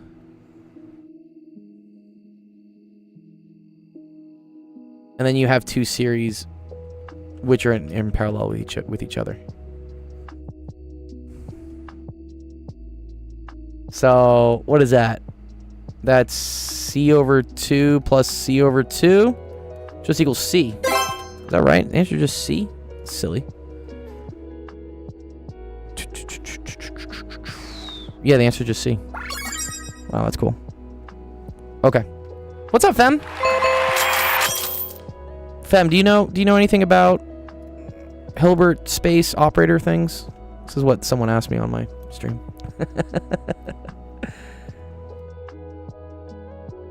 The bridges of a Königsberg problem. Oh, I don't know what that is. Ko says, can you talk on some classical E&M field theory? Not quite. Nope. I never took field theory. You're welcome, Sib. Femvox says, oh good lord, no. Oh, great heavens. We do have some other, I would say higher, so my PhD's in physics, so I only went up to like DiffyQ in math. I didn't do any like gauge theory, I didn't do any field theory, I didn't do any like discrete this, I didn't do whatever magic operator tensor land this thing is. But we do have some other people, other streamers that do like higher level math, or they have PhDs in math, which I'm like, they must be taking it some, yeah, or like topological. I don't know anything. I don't know any topology. I've never taken a topology class. Or umbral calc. Yeah, don't know what that is. I would say like topology is super fun. You should take it. Yeah, maybe in my spare time, but I don't really have much spare time these days.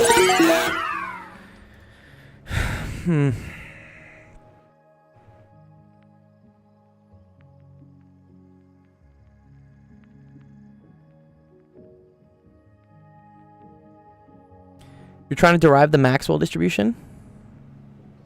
I don't know where that is either. Okay, Fedekai, you did give me one. Oh, you gave me like 3. Okay, can you just let me do one of yours. Let me see. Oh, the concentric spheres. Let me do that one tomorrow, cause. Or here, let's do this. Yeah, I think I can do this for you. Did I skip my question already? Or No, we haven't gotten to you, Ethan. I'm still helping out at UCLA. okay. Am I a teacher? I am. I'm a physics teacher.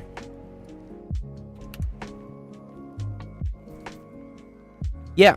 If anyone on the chat wants to help out with high level math, go find each other. Or you can join our Discord and connect with each other if you want. That's totally cool. Or, yeah, exchange socials, whatever you guys want.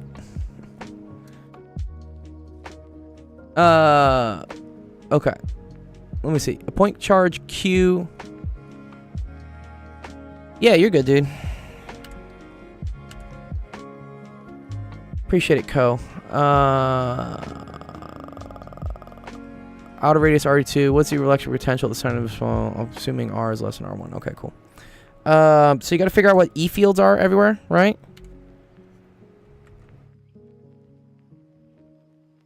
Okay, cool.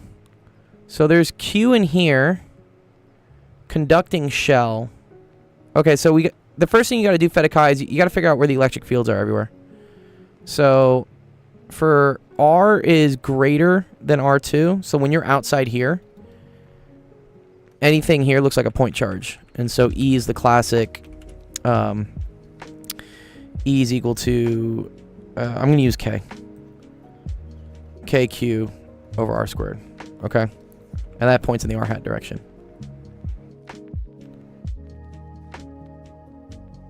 And then for R1 less than R less than R2, E field is equal to 0. Because there should be no electric field within a conductor. And then for R is less than R1,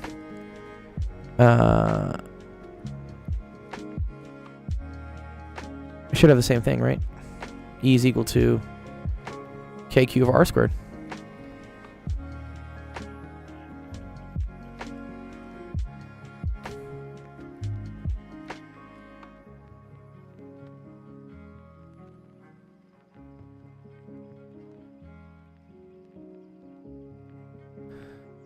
Okay.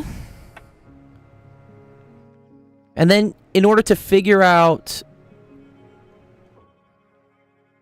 the potential.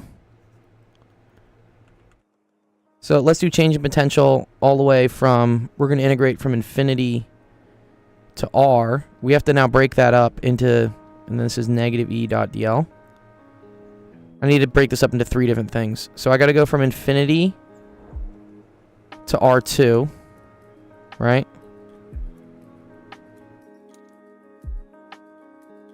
E dot dl. And then I got to go from R2 to R1. E dot dl. And then I got to go from R1 to R. E dot dl. Okay.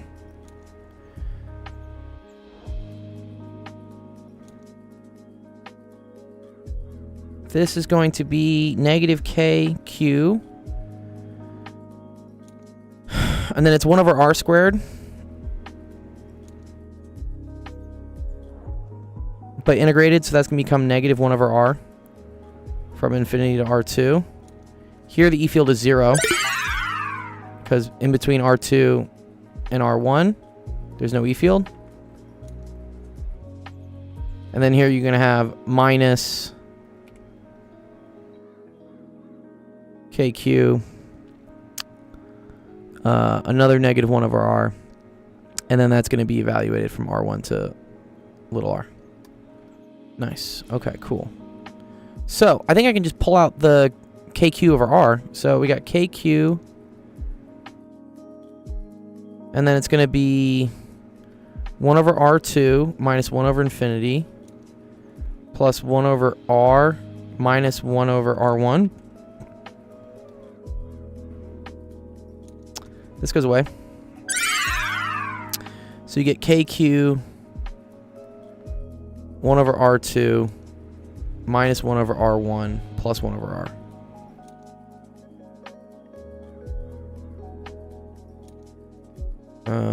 Yeah, and that's the correct answer. Nice. Oh no. Okay.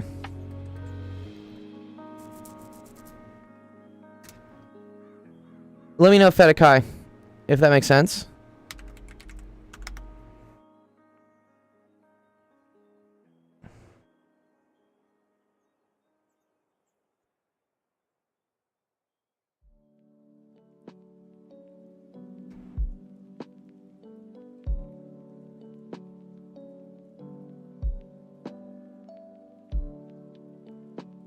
Good. How did I find the E field for each region? So these come from Gauss's law.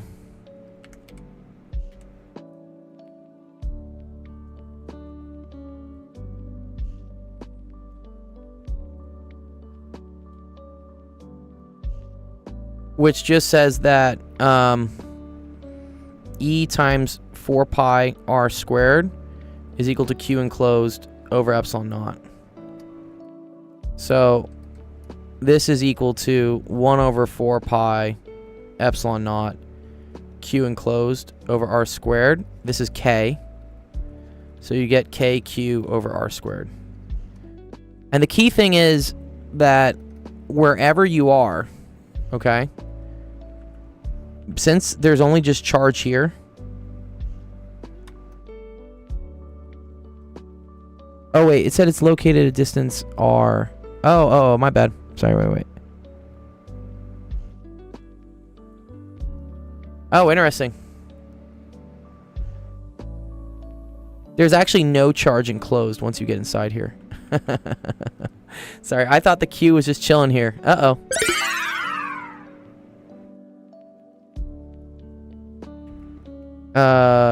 Yeah, wait, this is actually a little bit trickier.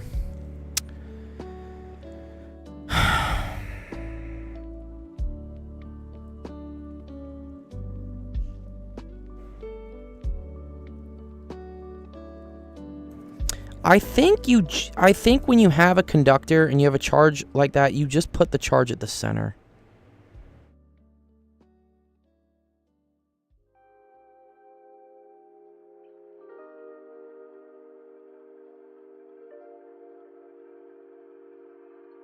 Yeah, that's right, Sibley. Yeah.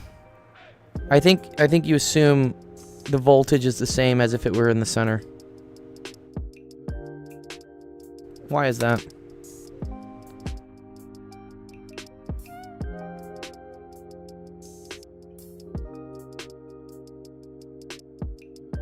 Oh, there's a shielding effect. Yeah, I mean, well, what happens is if you have a bunch of, like, positive charge here, you end up getting, like, more negative charge here, and then, like, more positive charge over here. And I think it symmetries out to having the same at the center. There's also the problem of, like, potential has to be independent of path.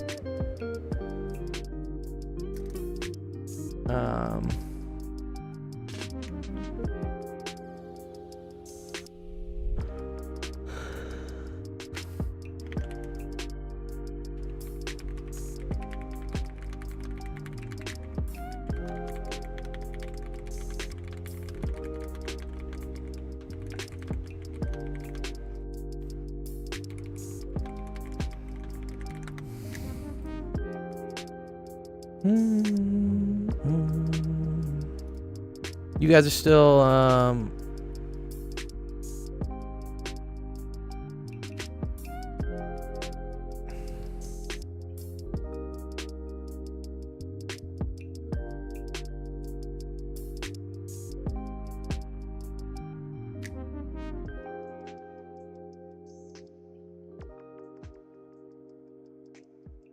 Wow. They have like a monopole theorem for like why this is.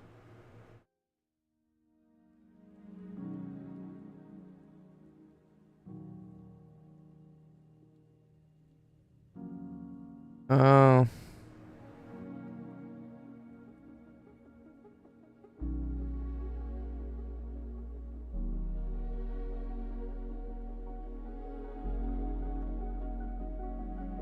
You're not cooked, Mizin. That's dope. Mizin, it's okay.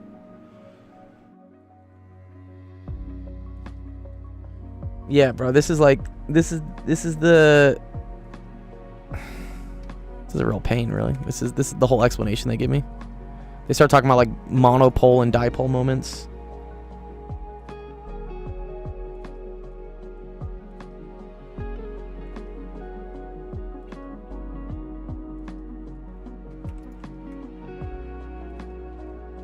So this is what they say. A spherical conductor held at some potential forgets where inside you put the charge when you ask what is the potential at O.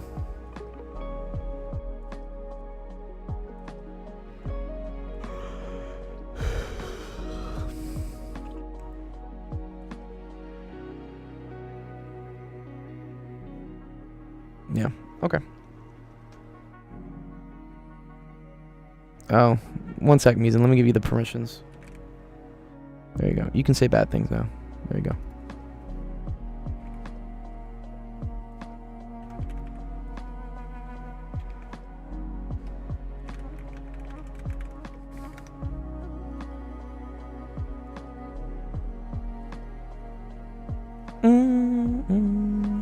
Yay, good job, Josh and Waifu.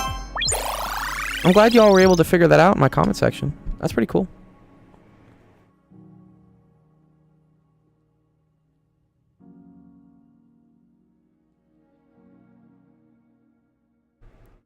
Yeah, I need a beer after reading that. 100% Mizan. Yeah. Yeah, this is kind of like just whatever. I wonder where in the textbook that comes up though.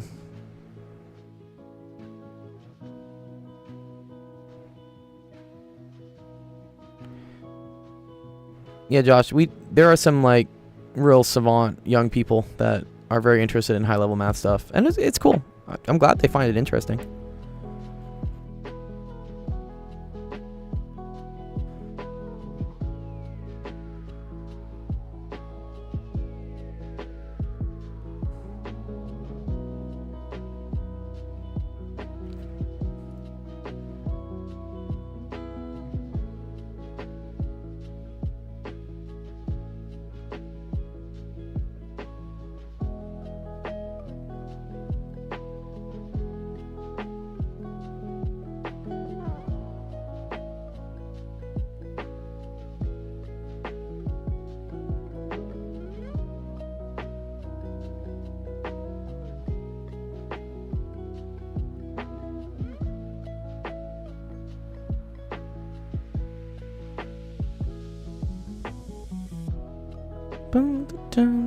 I'm trying to find where in the textbook it says that you can say the potential of a conductor is same as putting the charge anywhere on the inside. That never really got covered. That's kind of a little flub there.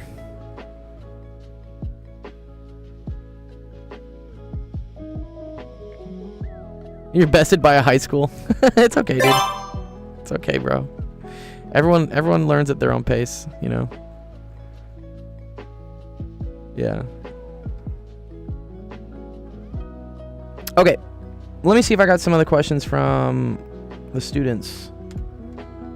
1 sec. 5K's been waiting for a while, or 1K, and then Ethan. You still have photo up?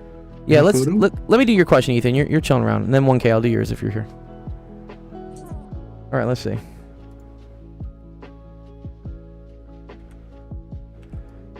Planet X has 2 moons, Alpha and Beta, both orbiting the X in uniform circular motion.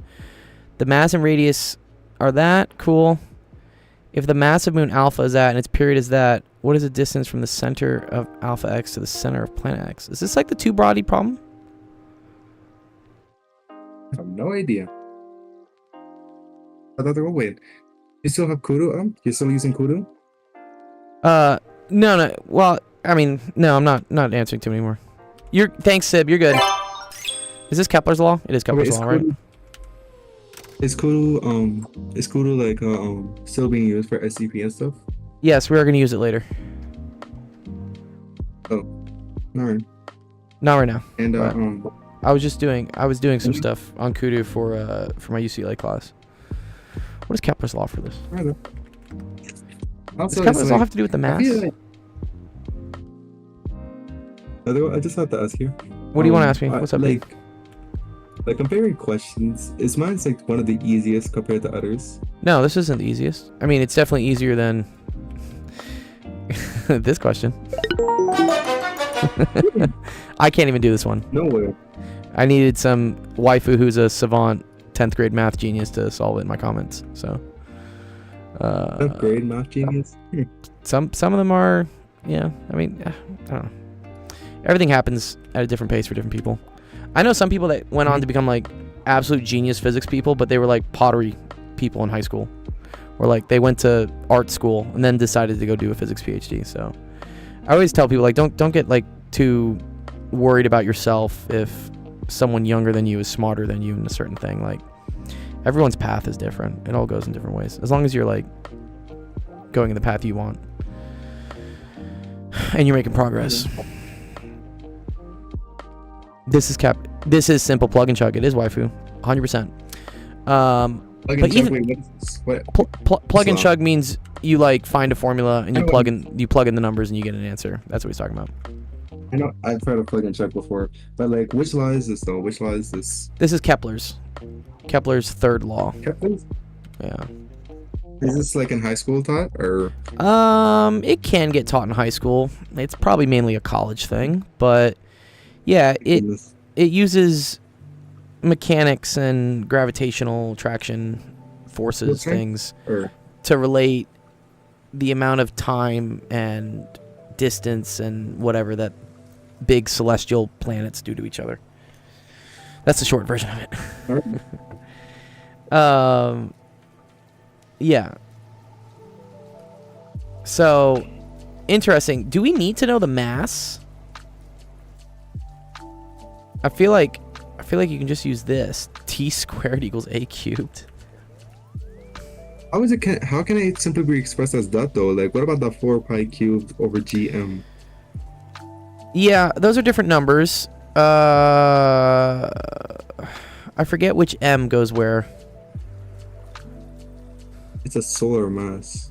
The mass of the moon alpha is then. One sec. I think I'm using the wrong. I think I'm using the wrong formula. I think this is for things going around the sun. Sorry.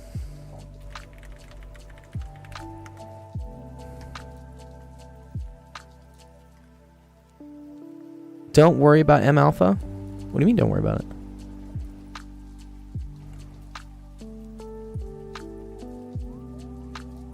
Is it just because the mass of the planet is so much bigger? Is negligible? You don't even... Okay, cool. Alright, so... Yes. Okay, cool.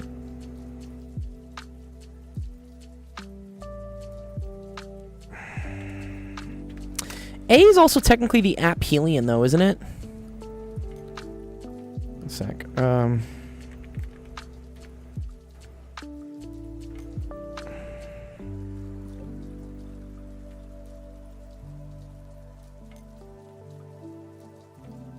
It's a semi-major axis, yeah.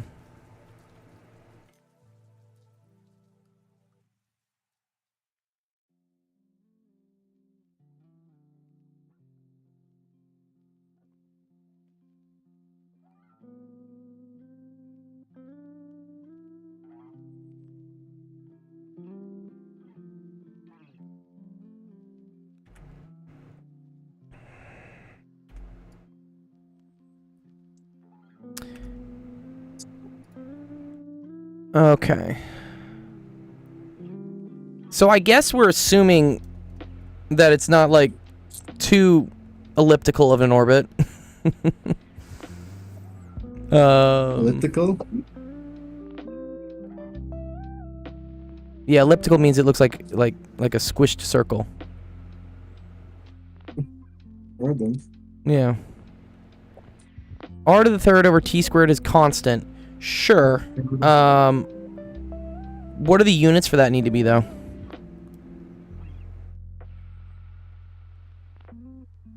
Jeff, right? Because R is measured in meters, T is measured in seconds. Like, what? I don't think that really works. Doesn't matter as long as you're consistent? Excuse me? Like, oh, there is one question I have about like the office hours itself. What's up? Do not mind me going off track here, but like this is the last week I'll be in DOS and I'll actually be free. Next week I'll already be back at work and you will be live streaming during my working hours. So I'm just questioning. It's like I don't think I could be able to ask questions then. Okay. I mean, if I were to ask, then I might not even be able to help out any at all. Yeah, I mean, it's the summer. You don't really need help over the summer, right? Bring up a planet chart and compute it for a few planets, including our own. If you use 1 year and 1 AU. Oh, okay.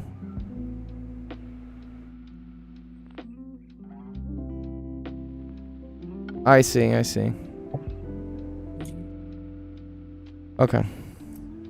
Weekend, right? Like instead of a game for a weekend, remember? Yeah, we're gonna do games this weekend. I was out this week. I was out this What last about- weekend. We couldn't even do anything. I couldn't do anything this last weekend. I was out. Okay. Mm. Period is 2 days. I'm gonna do everything in just fucking seconds. Period equals 2 days. So times 86,400 seconds in 1 day.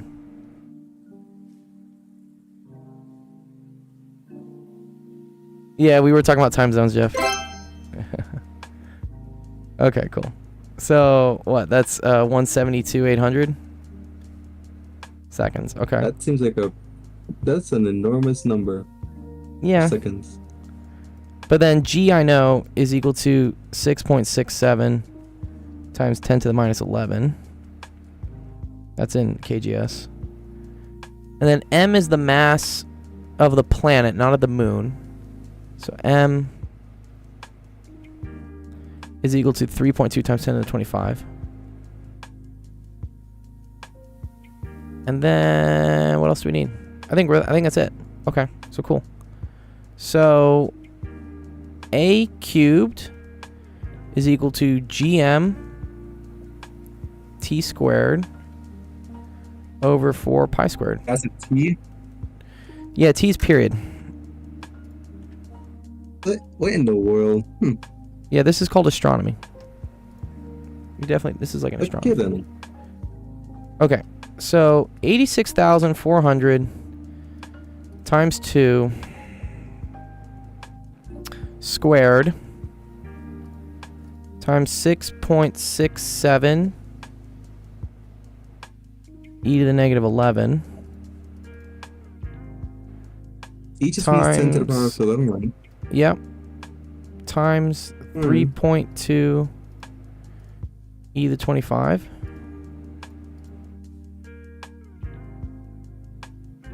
Ooh, spice libraries.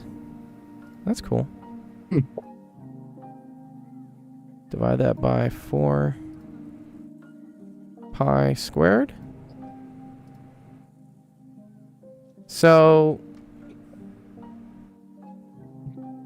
you get a very, very big number. A huge number then. That's huge.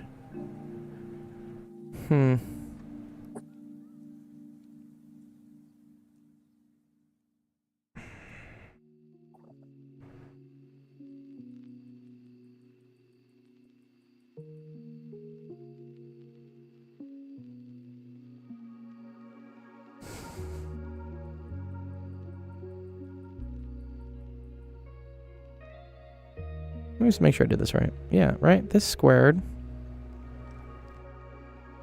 is that times 6.67 times 10 to the minus 11. What's up? What's up, Jaden? Times m. Yeah, 3.2 times 10 to the 25 equals that. And then we divide it by...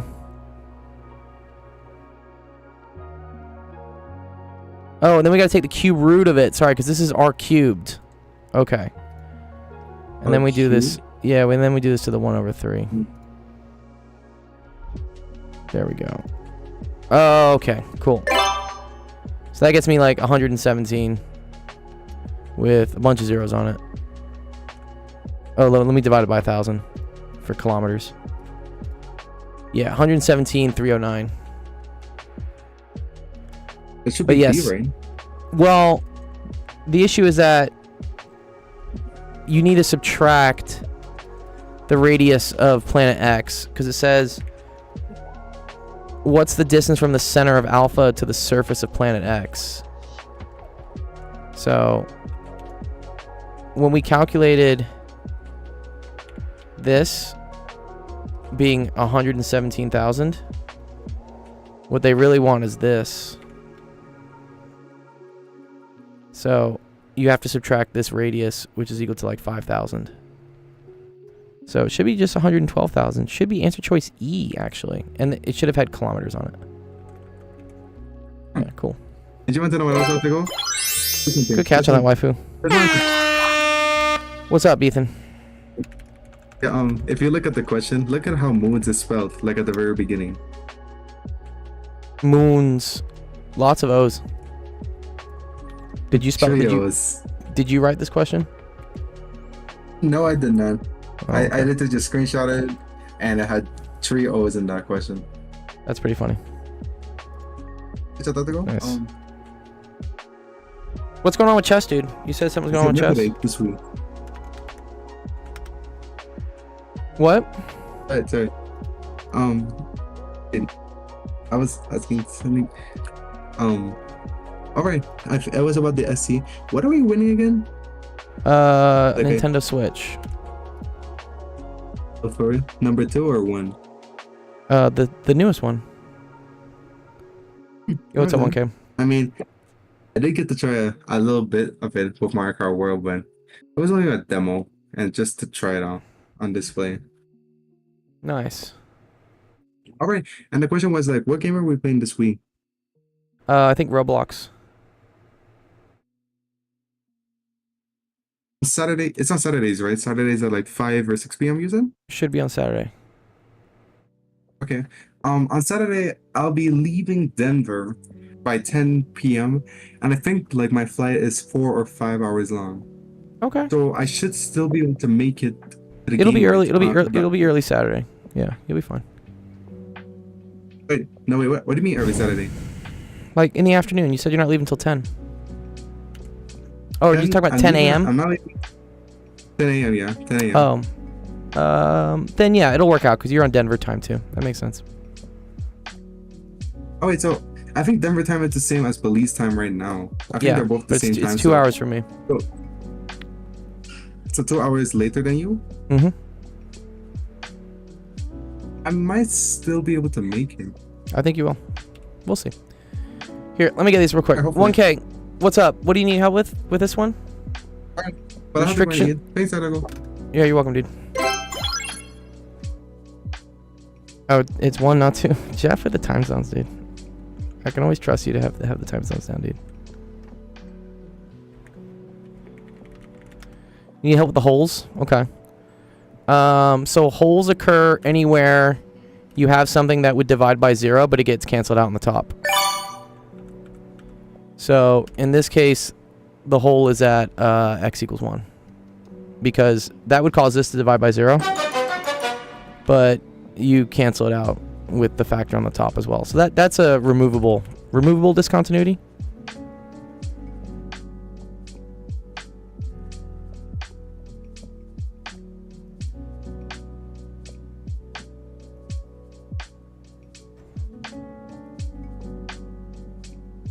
And then to figure out where the hole is, so you get rid of this, and then you plug in x equals 1. So at x equals 1, f of 1 is equal to, that's 1 plus 2 over 1 minus 3. So this ends up being 3 over negative 2, so you get negative 3/2. So the hole is at 1 comma negative 3/2. How would you show your work for this? Okay. To show your work, I would cancel this out. I would show that this cancels with this. Okay. Well, first, the restrictions on the domain, right away, you can just say, well, x cannot equal 1 and x cannot equal 3. Because that would cause the denominator to be 0. But then if you show that these two things cancel, then all you have to do is plug in the removable discontinuity, or the hole, in for x, and evaluate, and you should get to this. So then when dealing with vertical asymptotes, usually you'd have vertical asymptotes at x equals 1 and x equals 3, but because the x equals 1 got taken out as a whole, now you only have x is equal to 3 as a vertical asymptote. Intercepts, I don't know, x equals negative 2 is 1. And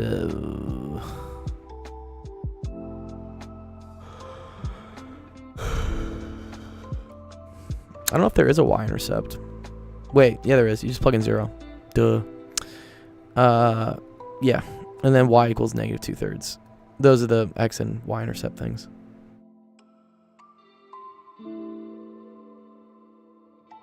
And then the end behavior. As x approaches infinity, you're just going to get 1.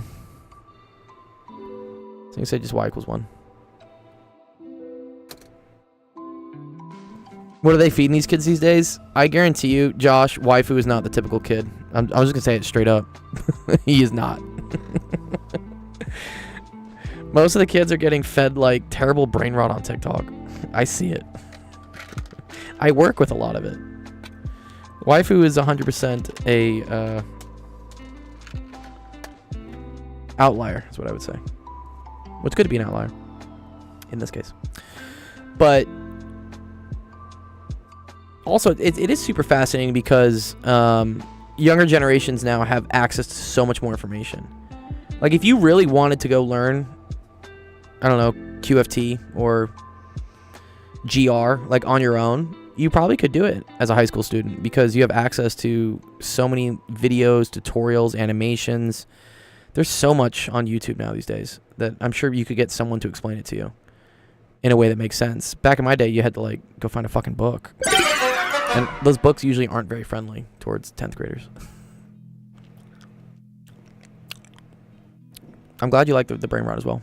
Yeah.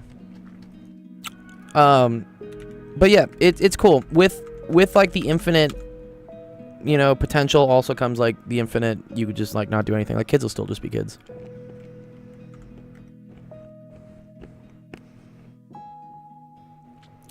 Intelligence and humor are unrelated, for sure. I mean, sometimes they're related. Depends what type of humor we're talking about. Like, there's definitely unintelligent humor. And there is also, on the converse side, like, very, like, super brainy, intelligent humor.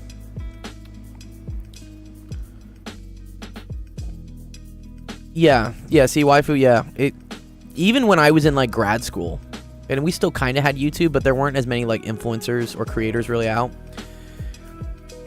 I kind of had to really just like rely on like either learning from my fellow friends, like my fellow students, or yeah, just trying to sludge through Griffiths or Jackson. Like one of those textbooks which is just fucking awful. Or yes, even, dude, that's the most recent thing, which I found invaluable for myself, even from a teaching perspective, because, again, I don't remember everything. You know, I teach such a wide spectrum of all STEM courses that sometimes, you know, a question will come up and be like, ah, shit, I forget how this works. But if I just ask AI, I can instantly, it comes back in a second. I'm like, oh wow, that's so nice. Rather than me have to like go through finding the textbook, going to find the example, blah blah blah. You can ask AI to just do it, and then if I don't understand like one of the in between steps, I'm like, yo, explain that, and it's like, oh, it's this little trick. And I'm like, okay, cool, wow, this is super useful. Yeah, it's a blessing and a curse. I think the issue with it being the curse is that now you can be tempted with the easy way out of just copy pasting everything and like never actually learning. Because if the only way for us to, you know, keep a metric of are you learning things is for students to complete assignments, then the temptation becomes to just get the assignment over with and just copy paste AI and not actually learn what you're supposed to be learning. So, I don't know. There's some, again, rarer cases like you, Waifu, where like someone actually wants to learn this material that's difficult and they're excited about it, and that's super awesome. I love that. And in that case, AI is the best thing ever, because you get like basically a personal tutor. I think this is what I was trying to explain to Aleph when he was like, how much money can I make tutoring like online?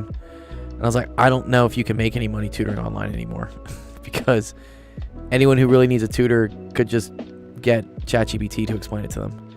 What you need a tutor for is kind of almost like it's a psychiatric, or like you need like a human for accountability, and for you to feel like, I don't know, you want to impress, I guess, maybe, or like you don't want to look stupid. Like you don't care if you look stupid in front of AI, who cares? But if you're like working with another human and the human's asking you questions, you're probably more likely to invest in, I want to make sure I'm saying the right thing, versus, I don't know, if you're kind of just like passively learning on your own, you don't really care whether you're right or wrong, then like there's no real accountability on it.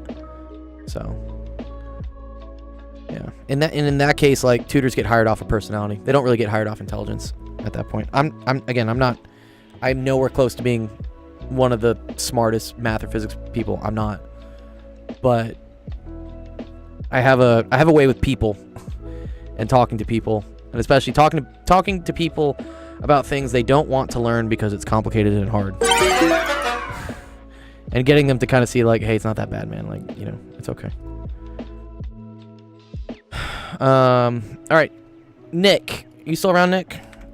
We've been going for what, 2 hours and 15 minutes? Where's Nick? Nick is my like cool down. So earlier I was like kind of hurting my brain with harder E&M stuff. And then we start moving towards, you know, kind of some easier like Kepler laws. And then finally, yeah, I love this. This is my favorite. This is just nice, easy breezy, like pre-calc. This is probably algebra. And then for the last bit of the evening here, we'll have Nick with his court officer questions. So learning happens at all levels. What's up, Nick? You want to come on stage? Yo. How was your weekend? Good. Nice. What about you? Busy. Again, I flew in this morning, so I'm like, I'm so tired. From where?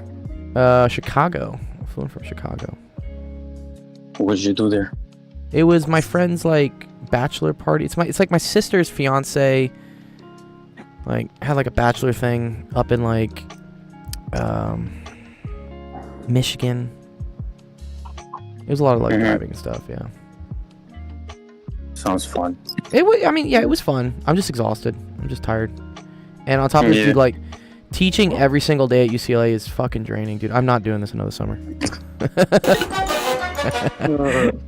I'm glad I could try it once, but like, bro, I no, dude. This eats, dude. This starts beating the fun out of teaching pretty quick. Yeah. How many kids per class? How many kids per class? In my class, like 110. Oh shit. Yeah. So it's like a big auditorium type thingy. Yeah, but it's online, so it's literally just on. But yeah, when I teach in person, yeah, that's 180 kids in like an auditorium. Yeah, that's a big one. Damn. But yeah, I mean that's a little bit more it's like person Do to they all person. pay attention to you, or half of them are on the phone or something? You can't really I can't tell if it's online, but in person, I don't know. I'd say most of them like kind of pay attention. Waifu says that this question, what you're doing right now, is what I'm doing in high school right now. I think he's talking about this. Yeah. Yeah. Oh. Keep it up, waifu. Don't let the seemingly easy things that you're doing in school deter you from to keep pursuing like really advanced stuff in math and physics. Like that's a cool and unique thing you have. So yeah, don't give up on it.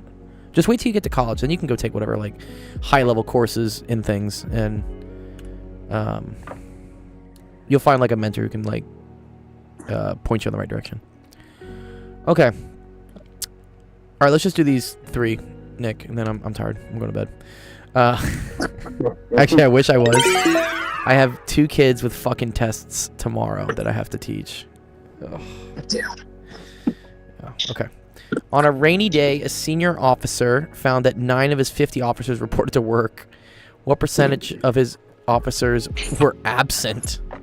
That's kind of funny. How do you think you do this one? 13. Divide 50 by 9. To divide 50 by 9, not quite. Aleph says, Nick, I have a book for this. Do you want it? Yeah, sure. What's the book, Aleph? You have a book for like court officer stuff, do you? You got a PDF somewhere?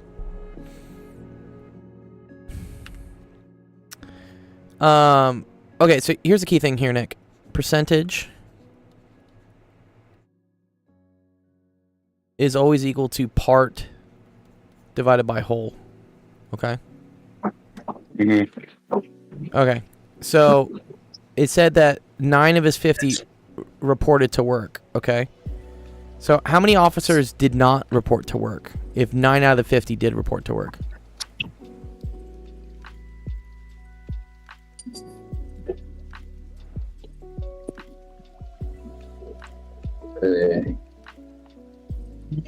So it's 9 divided by 50? So 9 divided by 50 reported to work, right? 9 over 50, like we'll say like went to work. How many out of 50 did not go to work?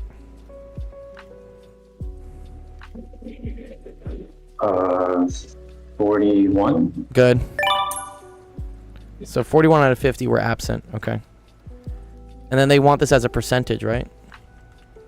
So this is just 41 over 50. Which is just going to be 78. No, 82. 82. It's 0.82. But then this is 82%. Cool. So 82% absent. Yeah, 82. Yeah. So you could have found the percentage that weren't absent, right? That would have been 9 out of 50. So 9 out of 50 is the same thing as 18%. Okay. And that's 18% are not absent. And then you need 100%, right? So 100 minus 18 is 82. Right. Okay. All right, let's get the next one. Here, I'm going to save this.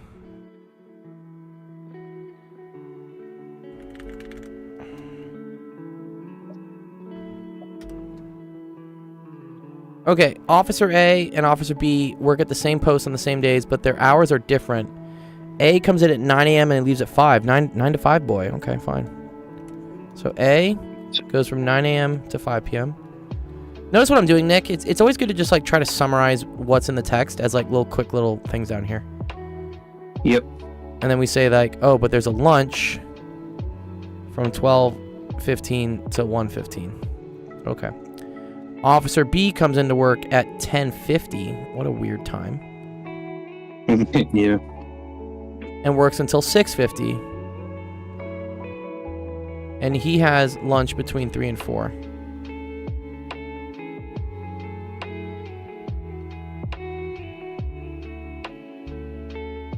What is the total amount of time between 9 a.m. and 6:50 p.m. that only one officer will be on duty. Oh, that's kind of cool. Yeah, this was interesting. So first is the 2 lunches, so that's 2 hours. Good. Yes. So during 2 of the lunches, you're right. Only one officer will be there, right? Okay, cool. I like that.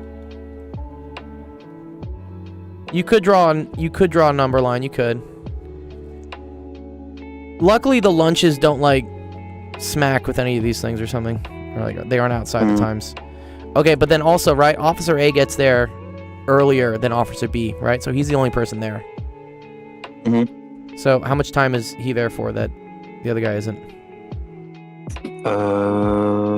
An hour and 50 minutes. Good, hour 50 minutes. Nice. Yeah, from 9 to 10:50, right? And then the same thing here, right? This guy is there after 5 p.m. until 6:50, so that's another hour and 50 minutes. Okay, so then the total time, right? You have 1, 2, 3, 4, so it's at least 4 hours. And then it's 50 minutes, 50 minutes. So I like right there. I say 4 hours, 100 minutes. And then 100 minutes can be broken up into 60 minutes, which is 1 hour, and then 40 minutes. So 5 hours and 40 minutes. Nice. 5 hours, 40 minutes. Cool. You could have, yes, you could have also drawn a cute little number line if you wanted to. How would that work? Well, okay, so you know, at 9, and then what do we got? We got like 5, right? So this is Officer A. And then he had brunch or whatever the fuck between 12:15 and like 11:15, like that.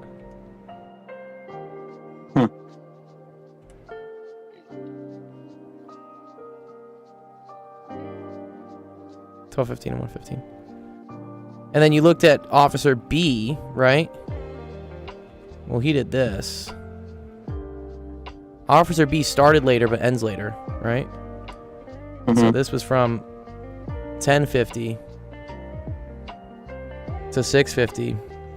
But then he has lunch between 3 and 4. That's cool. So that's like between here, right?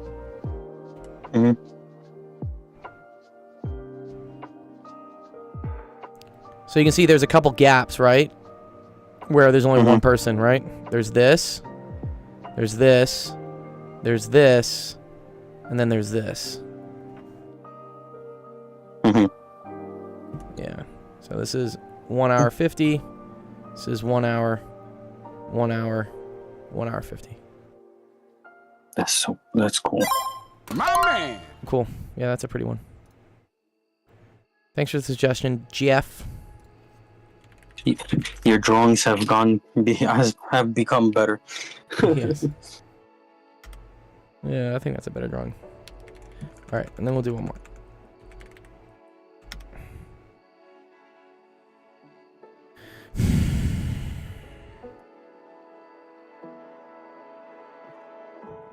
Ooh, okay. An officer's log recorded the following attendance of 30 officers. Wow. On average, how many men were present on the weekdays, Monday through Friday? So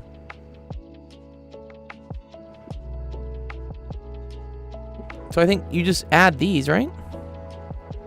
I think There's a high absentee rate on the weekends. Right? So to find average, you just add up what there are, divide by how many things you had. So that's gonna be divided by what? 5. Good. Divide by 5. So it's 48, 78, 99, 115. Divided by 5. 23. Nice. Nice. Not too bad. Good job. Thank you.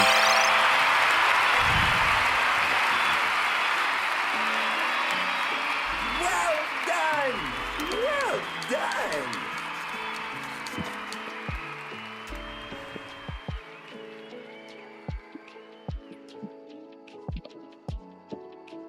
Thanks.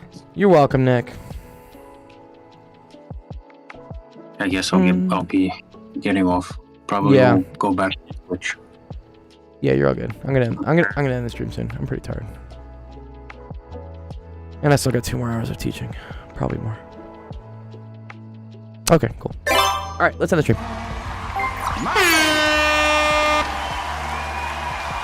Thank you, Aleph. Appreciate it. Coin system? Oh, you can get prizes for asking questions in the stream. Yeah. Nick, you can show it to him. Anyways, yeah. Thanks everyone for coming. Appreciate it. Thanks for all the questions. We'll have office hours again tomorrow. Starting at 4 p.m. Pacific, 5 p.m. Mountain, 6 p.m. Central, 7 p.m. Eastern. If you're ever wondering when we stream, we have a calendar. There's the calendar there. And then I'll dump the calendar in. Oh, not here. Where is it?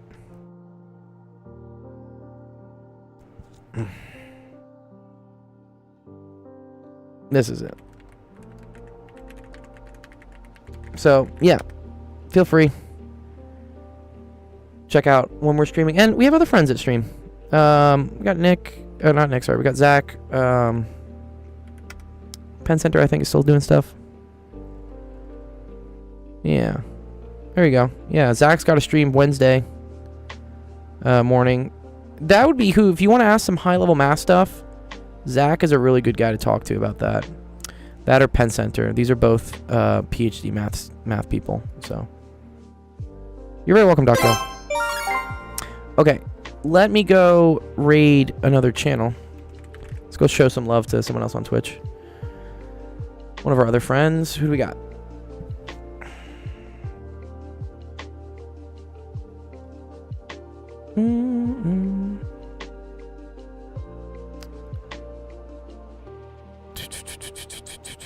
Math time. Who is this? Is this person actually doing math?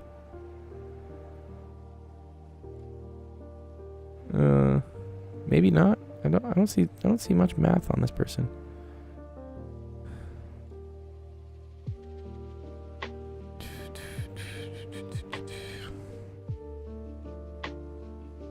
Whatever. I guess it sounds like math. So, go raid. Say hi to him. Okay. That's Alejandro. He's probably cool. Yeah. I should subscribe to him here. I'm gonna go. We'll go raid him. All right. We'll see you tomorrow. Peace.